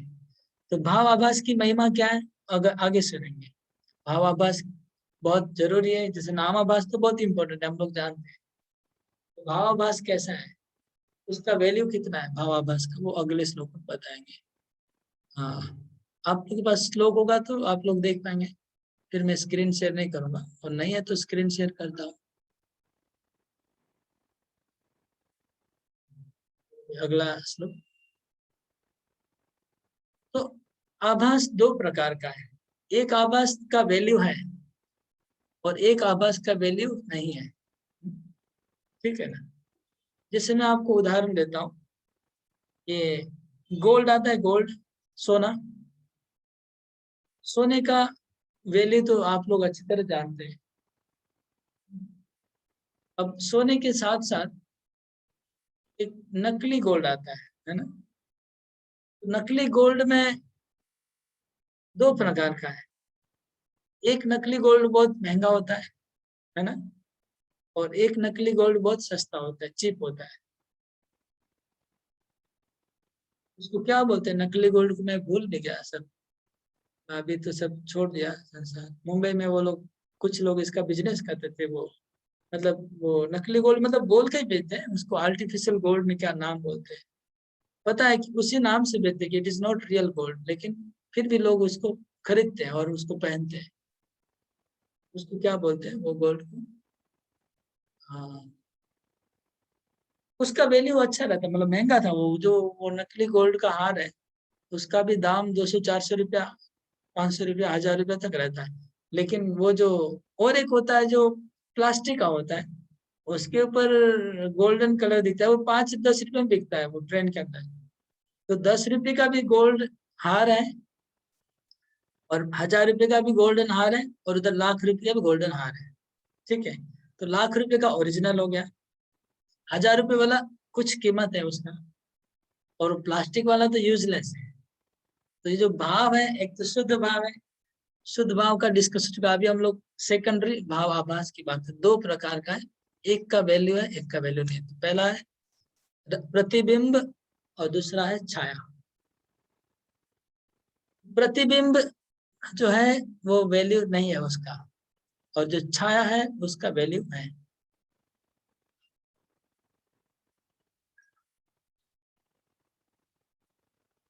ये शब्द प्रतिबिंब और छाया, ये शब्द कहाँ से आया? ऐसे शब्दों को रूप गोस्वामी क्यों यूज कर रहे हैं? ये शब्द है सूर्य से कनेक्टेड है, क्योंकि प्रेम को सूर्य बताया गया। प्रेम रूपी सूर्य का उदय होगा, उसके पहले भाव होता है। तो सूर्य का प्रतिबिंब भी होता है और छाया भी होता है। प्रतिबिंब मतलब सूर्य का रिफ्लेक्शन।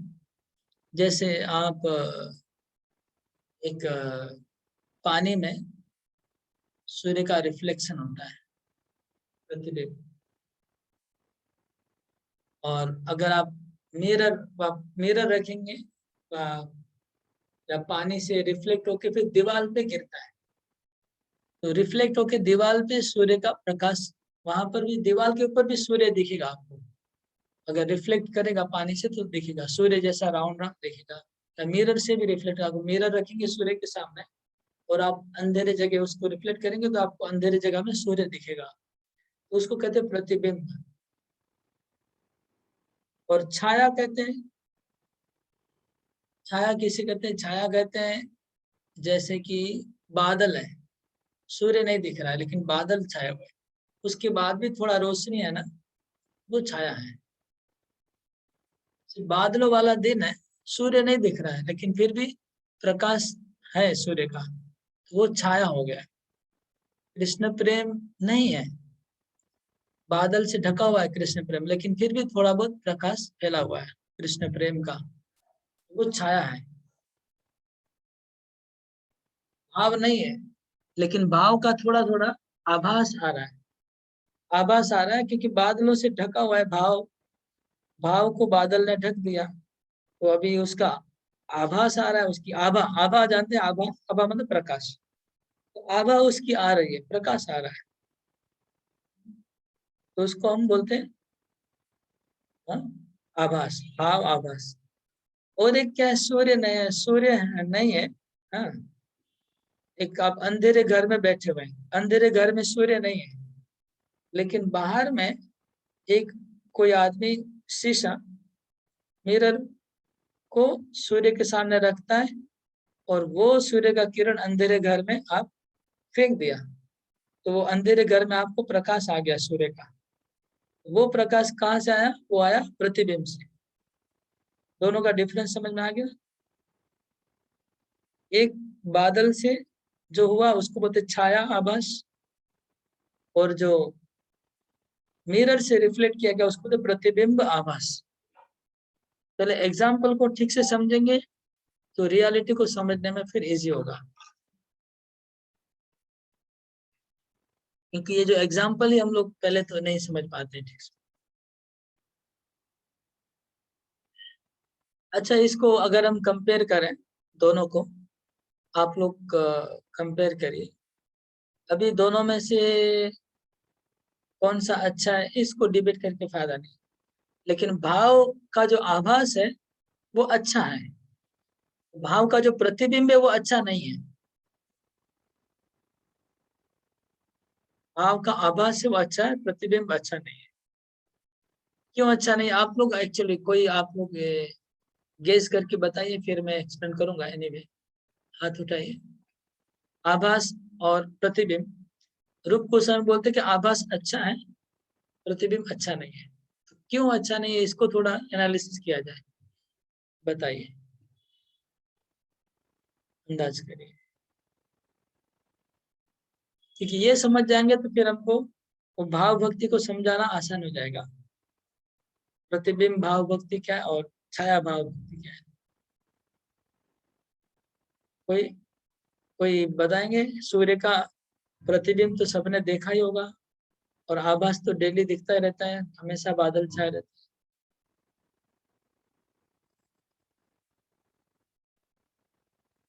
अनम्यूट करिए, हाथ उठाइए, अनम्यूट करके बोलिए। हाँ, संतोष प्रभु। हरे कृष्ण प्रभु जी।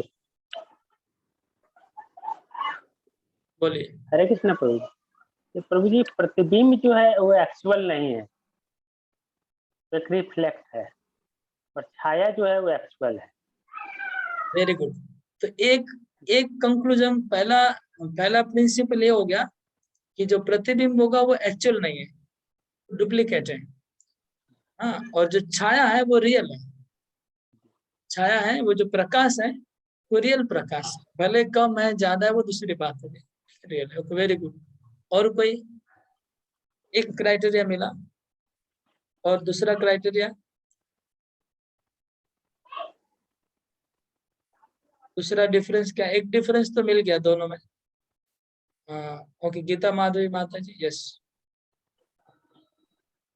Prabhu, I think that in Chaya, the actual presence of sun is there. Might be it is covered by clouds, but the presence of sun is there. So in that case, the bhakti is there. Might be it is covered with material desires and all, but still the bhakti is there. Whereas in the case of Pratibim, there is no presence of the sun at all. So there is no presence of the bhakti also in that particular person. Okay, good good, very good. This also, ये बहुत अच्छा point है, ये बहुत अच्छा point है, valid point है, इसको भी अच्छा होगा यूज करना। दो प्रिंसिपल मिला। और कोई प्रिंसिपल कोई बता सकते हैं इसके अलावा? और कोई डिफरेंस प्रतिबिंब और छाया में, और कोई डिफरेंस याद आ रहा है? हाँ, बोलिए रजनी माता जी। छाया कहे प्रभु जी, जैसे कि वो उसमें छाया मतलब प्रकाश है, और चाहे बादल अभी ढके हुए हैं, जब बादल हट जाएंगे तो पूरा प्रकाश आएगा। पर जो प्रतिबिंब है वो अंधेरे घर में वो उसको लाने की कोशिश कर रही है कि मिरर से कि प्रतिबिंब आएगा, तो एक कोशिश की जा रही है उसमें। यही तो आप बोले उसमें प्रकाश नहीं है क्या, प्रतिबिंब में? प्रतिबिंब में मतलब वो जैसे अंधेरे घर में आपने एग्जांपल दिया कि उसकी रिफ्लेक्शन आई या ना आए, जब हम मिरर रखेंगे तब रिफ्लेक्शन आएगी, प्रतिबिंब आएगा। नहीं, मिरर रखने के बाद का ही बात हो रहा है, उसके पहले का बात नहीं। मिरर रखने के बाद का ही कंपेयर करना है। रिफ्लेक्शन आ गया, उसके बाद हमको कंपेयर करना है। रोशनी तो है प्रभु जी, पर उसमें कम वो आएगी, जितनी जल्दी उससे प्रकाश आएगा छाया से। ओके, भावना माता जी, आपको कुछ ऐड करना है? और ईश्वरी प्रभु जी, जो छाया है उसमें जैसे उसका कॉपी है, मतलब एज इट इज ओरिजिनल नहीं है, लेकिन उसका कॉपी है। तो और जो प्रतिबिंब है वो आर्टिफिशियल है। ओके, ये भी अच्छा पॉइंट है, ये भी पॉइंट हम लोग यूज कर सकते हैं कि उसका वो कॉपी है, और ये वाला आर्टिफिशियल। ओके, प्रतिबिंब अश्रमा अभिष्ट निर्वाही प्रति लक्षण लक्षिता भोगापवर्ग शोख्यांश व्यंजक प्रतिबिंब का। प्रतिबिंब आभास कैसा होता है? जब किसी में भाव नहीं है, रियल भाव नहीं है, लेकिन भाव का प्रतिबिंब जब उसके अंदर आता है तो क्या होता है? अश्रमा, ज्यादा मेहनत नहीं किया, ज्यादा मेहनत किए बिना वो उसका भाव का प्रतिबिंब उसमें आया हुआ है। और रति लक्षण लक्षित, ऐसा लग रहा है कि रति लक्षण उसमें, भाव का लक्षण उसमें है। और भोग अपवर्ग, भोग संसार का भोग, मोक्ष और सुख, जैसे सुख, सुख का व्यंजक प्रकाश कर रहा है, उसके लक्षण में देख रहा है कि वो सुख, सुख भोग या मोक्ष का उसमें दिखाई पड़ रहा है, वो प्रतिबिंब है। व्यंजक का मतलब प्रकाशक है, वो जो भाव है वो प्रकाश कर रहा है कि मैं बहुत सुखी हूँ, मतलब एंजॉय कर रहा है, वो एंजॉय कर रहा है, भाव को एंजॉय करना चाह रहा है, वो एंजॉय कर रहा है, या फिर भोग में डूबा हुआ है, वह मोक्ष का अनुभव कर रहा है। ऐसा जो है प्रतिबिंब है। आगे और भी बताएंगे। ये एक प्रतिबिंब आभास का एग्जाम्पल है। और क्या, दैवात सद्भक्त संगे न कीर्तनादि अनुसारिणाम ताया प्रसन्न मनसाम भोग मोक्षादि रागिणाम केषांचित् हृदि भावेन्दो प्रतिबिंब उदंचति तद भक्तरिन्नभस्त तद संसर्ग प्रभावतः। तो इसका एक एग्जाम्पल दिया रूप गोस्वामी ने। एक एग्जाम्पल क्या है कि दैवात मतलब अचानक हुआ, सद्भक्त संगन, शुद्ध भक्त कीर्तन कर रहा है, एक शुद्ध भक्त भगवान की कथा कर रहा है, शुद्ध भक्त के मुखारविंद से आप भगवान की कथा सुन रहे हैं या कीर्तन कर रहे हैं, और आप कीर्तन का अनुसरण कर रहे हैं, मतलब आप उसको फॉलो कर रहे हैं। जैसे शुद्ध भक्त भी गा रहा है, आप भी पीछे पीछे गा रहे हैं। शुद्ध भक्त को भाव भक्ति में और प्रेम भक्ति में गा रहा है, तो उसके लिए तो रोना और अष्ट सात विकार उसके हृदय में तो है, वो तो प्रकाश कर रहे हैं, उनके शरीर में आंखों में आंसू बह रहे हैं, उनका शरीर रोमांच हो रहा है शुद्ध भक्त का। हम उसकी कीर्तन को फॉलो कर रहे हैं, मैं उनका फॉलो कर रहा हूँ कीर्तन को, और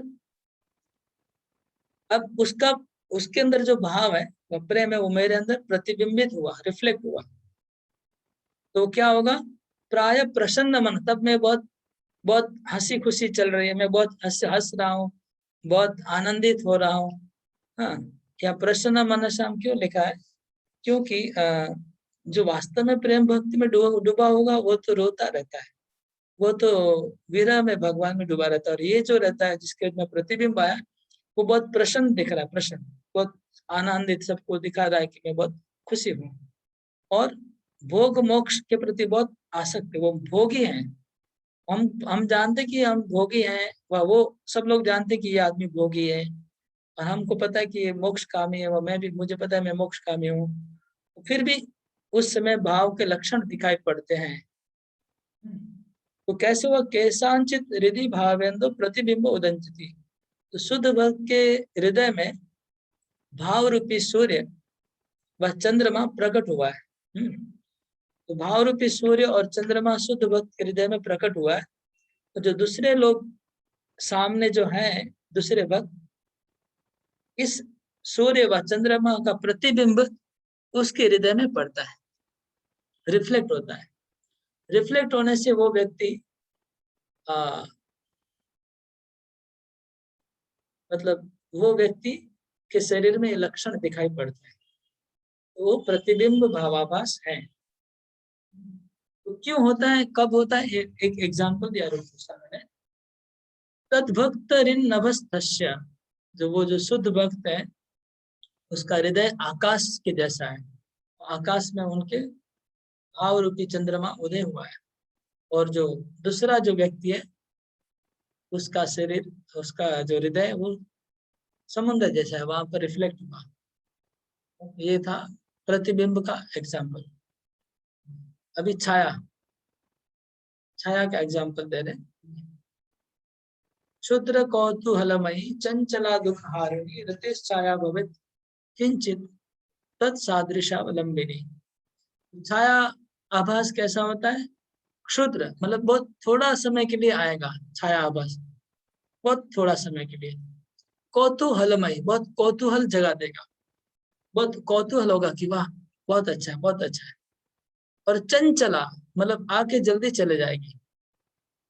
और दुख हारिणी, वो जो भाव भक्ति थोड़े समय के लिए आएगी, हमारे दुखों को हरण कर लेगी, उस समय हमको दुख नहीं रहेगा, थोड़ा देर के लिए दुख नहीं रहेगा, वो चंचल आके चला जाएगा। क्षुद्र मतलब बहुत छोटा सा भाव आया। और कौतूहलमय है, ये जो है वो भाव का छाया आभास है। और किंचित तत्सादृश्य, और थोड़ा थोड़ा सादृश्य, मतलब जो रियल भाव है और इसमें थोड़ा सादृश्य है। जैसे मैं बोला रियल गोल्ड है और ये जो दूसरा गोल्ड है, क्या बोलते हैं आप लोग, नाम भी नहीं बता रहे। माता ही लोग डेली खरीदने जाती है मार्केटिंग में, फिर भी नाम भी नहीं बोल रहे हैं। उस गोल्ड को क्या बोलते हैं? वो जो है नकली सोना, वो सादृश्य होता है, बहुत सिमिलर होता है, उसके जैसा ही होता है। हरि प्रिय क्रिया काल देश पात्रादि संगमा। तो ऐसा छाया आभास कब आता है, क्यों आता है? जैसे प्रतिबिंब आभास कब आता है बता दिया, तो छाया आभास कब आता है, कैसे आता है, वो रूप गोस्वामी बता रहे हैं। जब हरि प्रिय क्रिया काल देश पात्र आदि संगमात अपि आनुषंगिकात एष क्वचित अज्ञेषु अपि क्षयते। कब होता है ये छाया आभास, कब होता है? श्री कृष्ण का जो कोई प्रिय क्रिया है, जैसे अगर आप बंसी बजाएंगे, कोई आदमी बंसी बजा रहा है, तो बंसी बजाने से देखिए हो सकता है वो भाव आ जाए, क्योंकि भगवान की प्रिय एक्टिविटी है।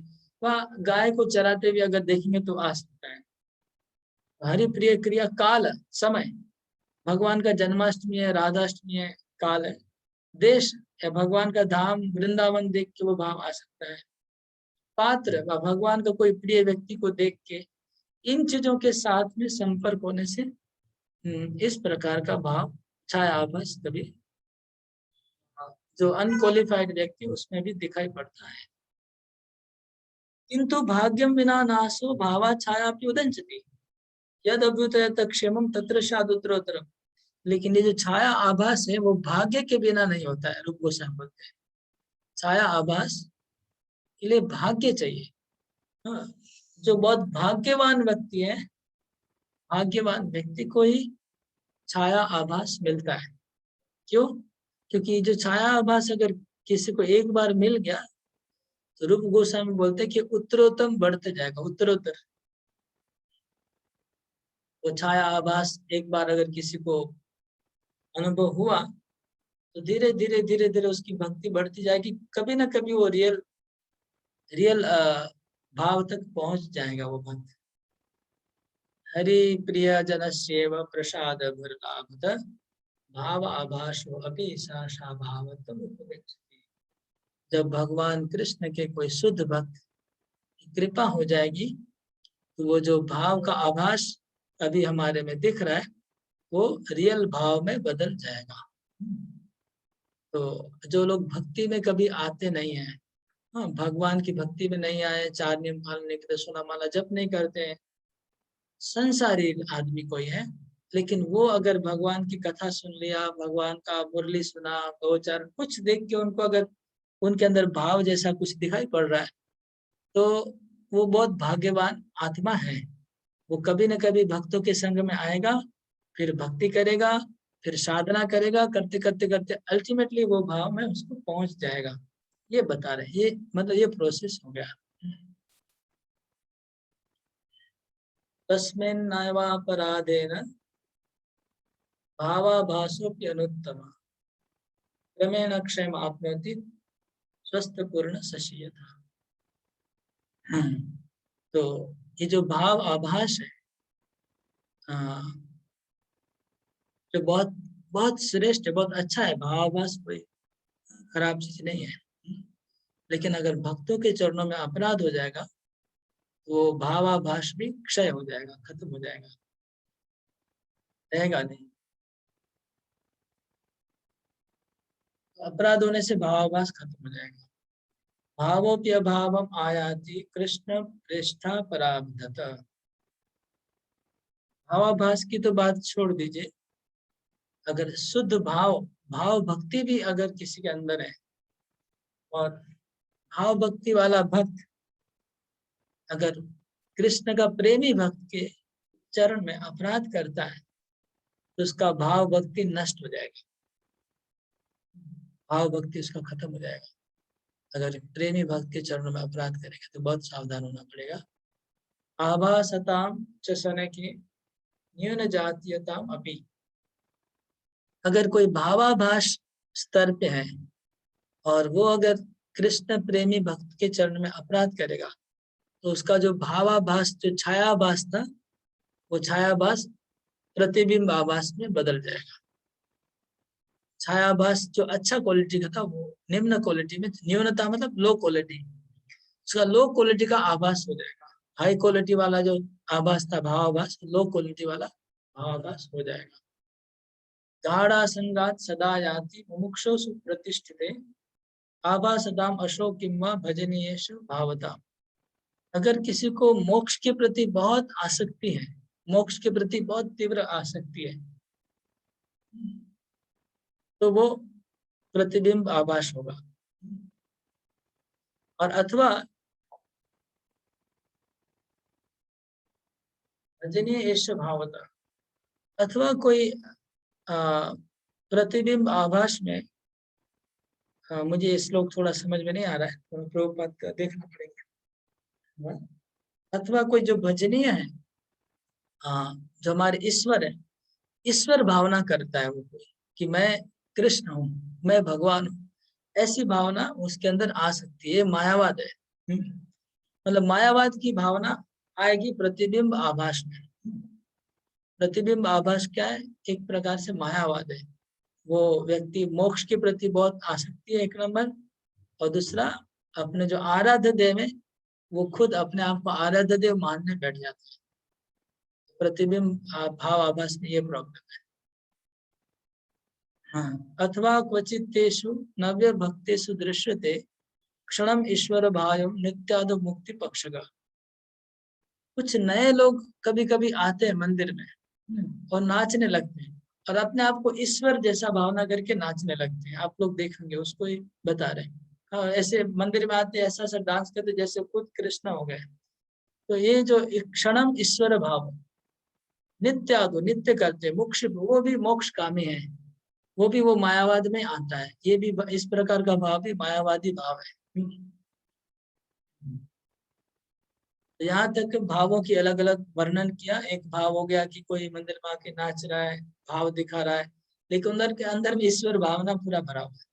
और एक भाव बताया जो मोक्ष के प्रति बहुत आसक्ति और भगवान बनने की सोच रहा है। एक भाव बताएगा जो मोक्ष और भौतिक भोगों की बहुत वासना है,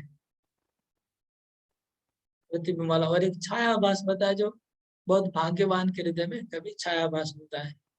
अलग अलग सिचुएशन बताया।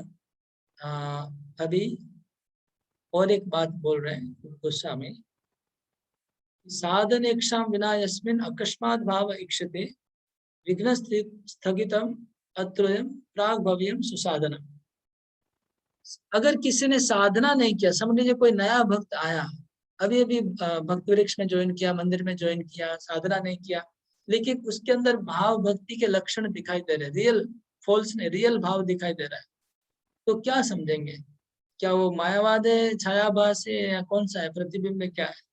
तो नहीं नहीं, ऐसा अगर दिखाई पड़े रियल भाव, तो ये समझना चाहिए कि पिछले जन्म में वो भाव भक्ति स्तर पे चला गया था, किसी कारण से विघ्न हो गया था, कोई अपराध हो गया, किसी कारण से उसकी भक्ति रुक गई थी, और अभी भक्तों के संग में से वहां से वो चालू किया। ऐसा सोचना चाहिए, पिछले जन्म से अटका हुआ था, अभी चालू हो गया। एक एक मतलब अलग अलग सिचुएशंस बता रहे रूप गोस्वामी भाव भक्ति की। और एक आगे बताते लोकोत्तर चमत्कार कारक सर्वशक्तिद यह प्रतियान भवेद भाव सत्व कृष्ण प्रसाद। समझ लीजिए किसी ने कभी भक्ति नहीं किया है, किसी ने भक्ति नहीं किया है, साधना भक्ति कुछ नहीं किया, लेकिन अचानक उसमें भाव आ गया, और इतना वो भाव बहुत ज्यादा भाव है, मतलब इतना जबरदस्त भाव हो रहा है कि लोगों को चमत्कार करने वाला भाव है, चमत्कार करने वाला भाव, मतलब असाधारण भाव दिख रहा है उसके अंदर, और बहुत शक्तिमान है। जैसे हम लोग चैतन्य महाप्रभु की लीला में देखते हैं कि भाव में ऐसा हुंकार करते हैं जोर से, हुंकार से मतलब पूरा पृथ्वी कांपने लगता है, ऐसा भाव। और किसी में ऐसा भाव, अलग अलग भाव आता है उन लोगों को। एक भक्त ने पूरा ताल वृक्ष को पूरा तोड़ के उसको बंसी बना के बजाते हैं। ये जो चमत्कार वाला जो भाव अगर किसी में दिखेगा, जो असाधारण भाव, तो रूप गोस्वामी तो ऐसा सोचना चाहिए कि डायरेक्ट कृष्ण की उनके ऊपर तो की कृपा हुई है, बिना साधना का अगर उसमें ऐसा भाव होगा तो ये भी असंभव नहीं है। मैंने जैसे आपको एग्जाम्पल दिया उस दिन चैतन्य महाप्रभु, हाँ, और मछुआरे का जो भाव था वो चमत्कार वाला था, असाधारण था। तो वो डायरेक्ट कृष्ण की, उसने कुछ किया नहीं था, साधना नहीं किया था।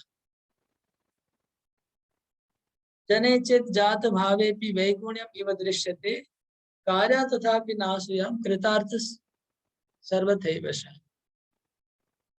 तो अगर किसी के अंदर भाव भक्ति दिख रही है,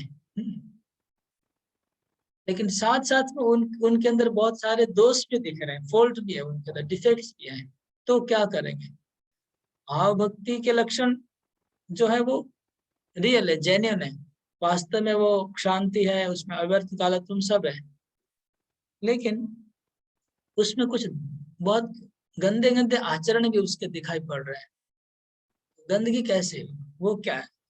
तो बोलते रूप गोस्वामी, ऐसे भक्त को कभी ईर्षा मत करना, उनकी निंदा मत करना, उनकी ईर्षा मत करना। हाँ, वो अब वो उसको तो साधु मान के उनको सम्मान करना, नहीं तो अपराध हो जाएगा। उसके लिए ये श्लोक आया, भगवती च हरावनन्य चेता ग्रीष्मलिनोऽपि विराजते मनुष्य नहीं ससकलोच्छवि कदाचित् तिमिरपरा भवतामुपैति चन्द्रः।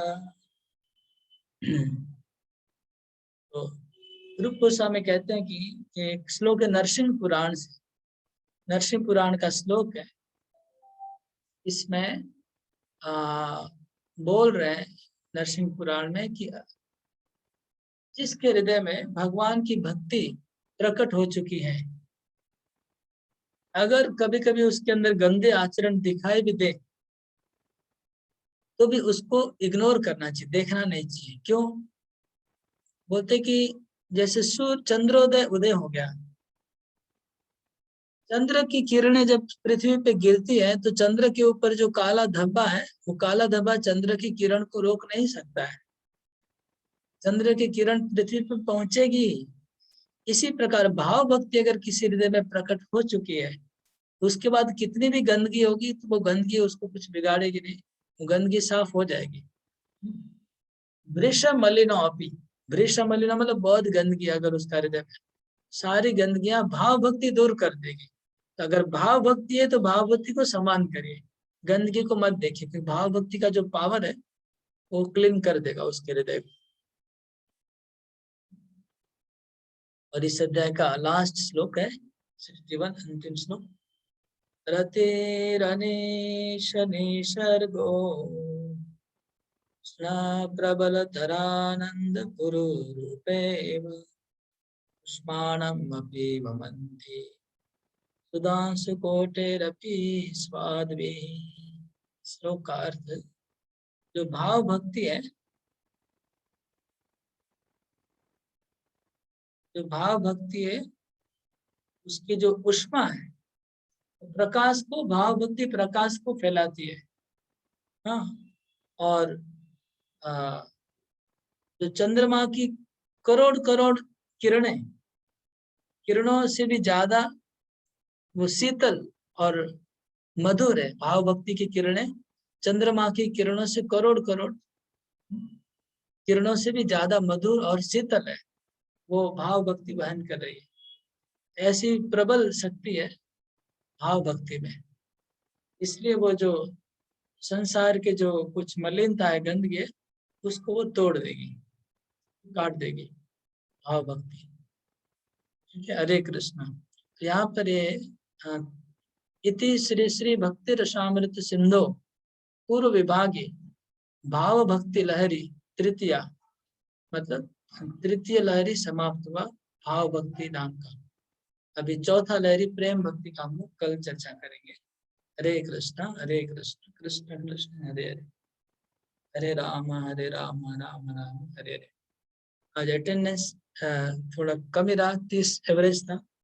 अभी 2 जन और चले गए लास्ट में। वैसे पिछले दिन 40 हो रहा था अटेंडेंस, आज पता नहीं किसी कारण से। कल हम लोग क्लास करेंगे, कल सुबह क्लास होगा। हाँ, कल संडे है तो सुबह 7 से 9 क्लास करेंगे।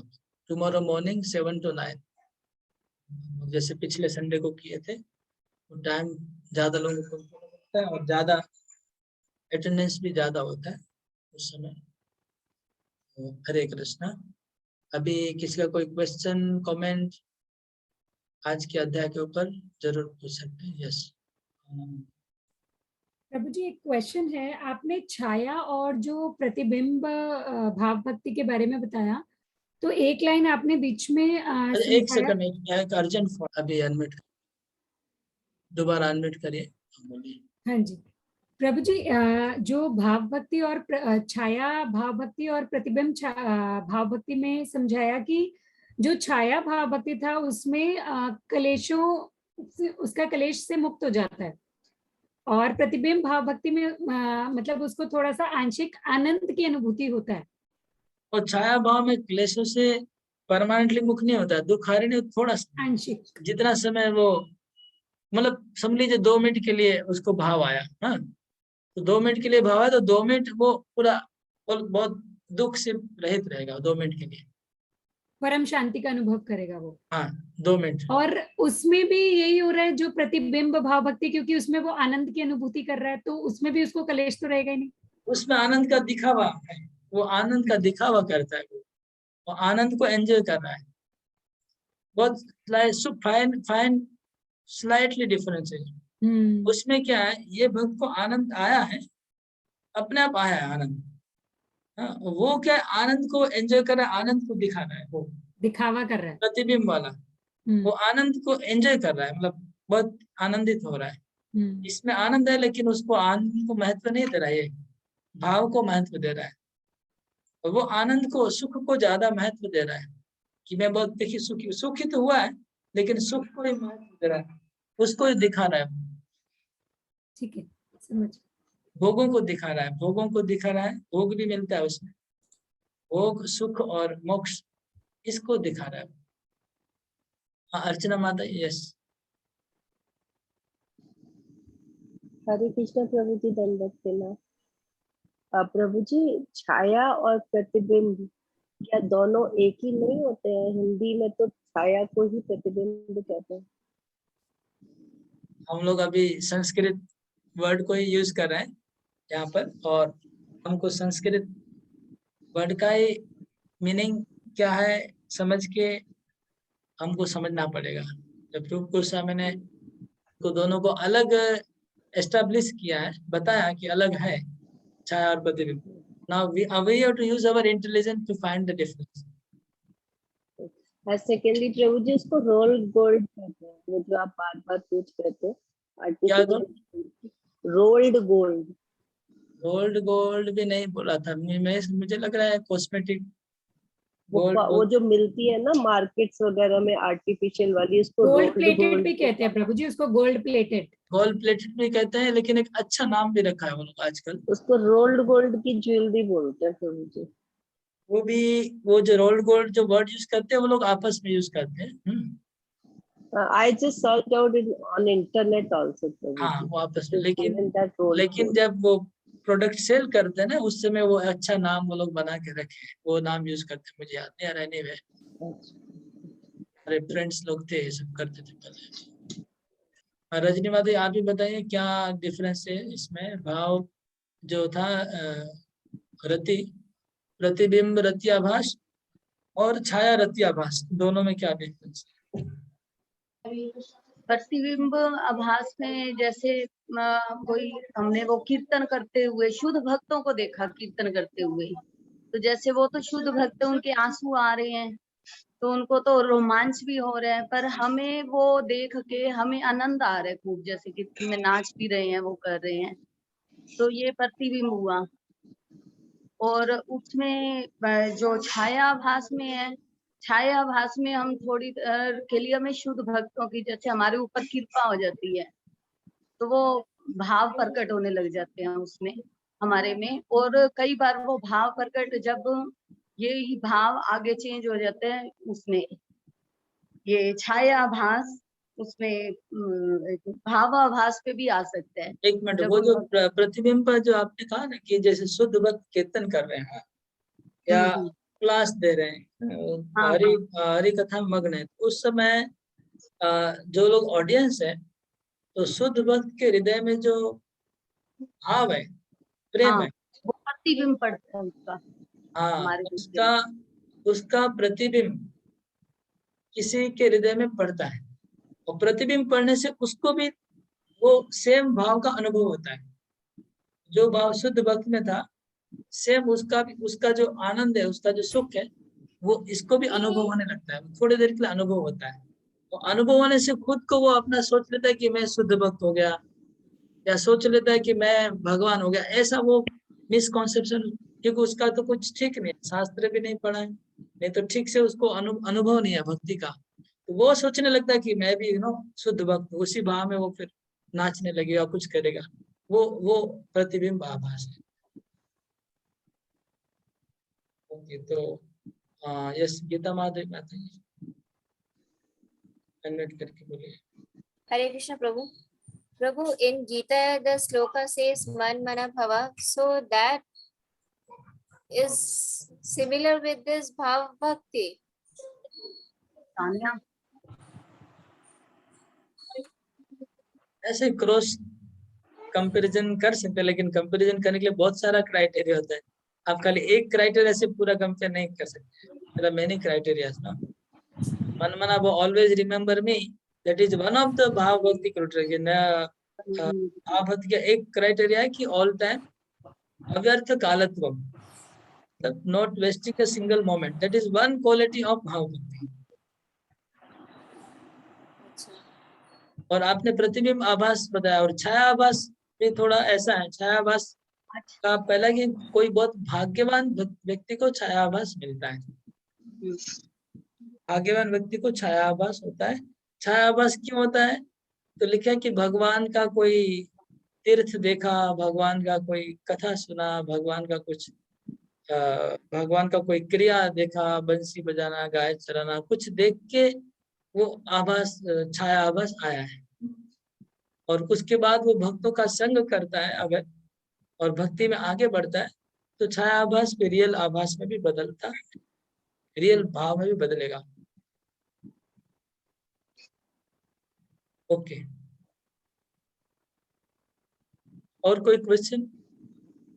और तो कोई? प्रभु जी, एक अभी आपने कहा छाया आभास रियल आभास में भी बदलेगा, तो जो छाया आभास जब रियल आभास में बदलेगा तो उसे हम क्या बोलेंगे? फिर भाव हो जाएगा, भाव भाव भाव उसको भाव भाव बोलेंगे। राइट, थैंक यू प्रभु। बस यही डिफरेंस मुझे उस वक्त छाया और प्रतिबिंब में समझ नहीं आया। ओके, थैंक यू प्रभु जी। प्रतिबिंब आभास जो है वो भाव और भक्ति में अगर नहीं। इसमें आपने एक पॉइंट ये बताया था कि कोई अगर भाव आभास वाला रियल भक्त किसी शुद्ध भक्त का अपमान करते हैं तो वापिस प्रतिबिंब आभास में भी आ सकते हैं। बदल जाएगा। हाँ, उसका भाव का क्वालिटी लो क्वालिटी हो जाएगा। ऐसे रूप को बदल, लो क्वालिटी मतलब वो प्रतिबिंब हो जाएगा। प्रभु जी, ये जो हम लोग जो प्रतिबिंब और छाया वो कर रहे हैं अभी आभास, ये तटस्थ स्वरूप में भी आएंगे भाव भक्ति के? इसको हम डिफाइन इसमें भी कर सकते हैं? इसका स्वरूप डिफाइन लक्षण या तटस्थ डिफिकल्ट लक्षण? है, इसका डिफिकल्ट होगा करना, अच्छा, बहुत मेहनत करना पड़ेगा, करेंगे। राइट। तो जो मतलब प्रतिबिंब वाला है जैसे आभास, वो और एक जो डिफिकल्ट होगा, रियल है उसको ये सब करना डिफिकल्ट होगा। बहुत प्रॉपर ऑथेंटिक डेफिनेशन जब तक नहीं मिलता तब तक स्वरूप तटस्थ में घुस नहीं पाएंगे हम सब। एंड करते हैं।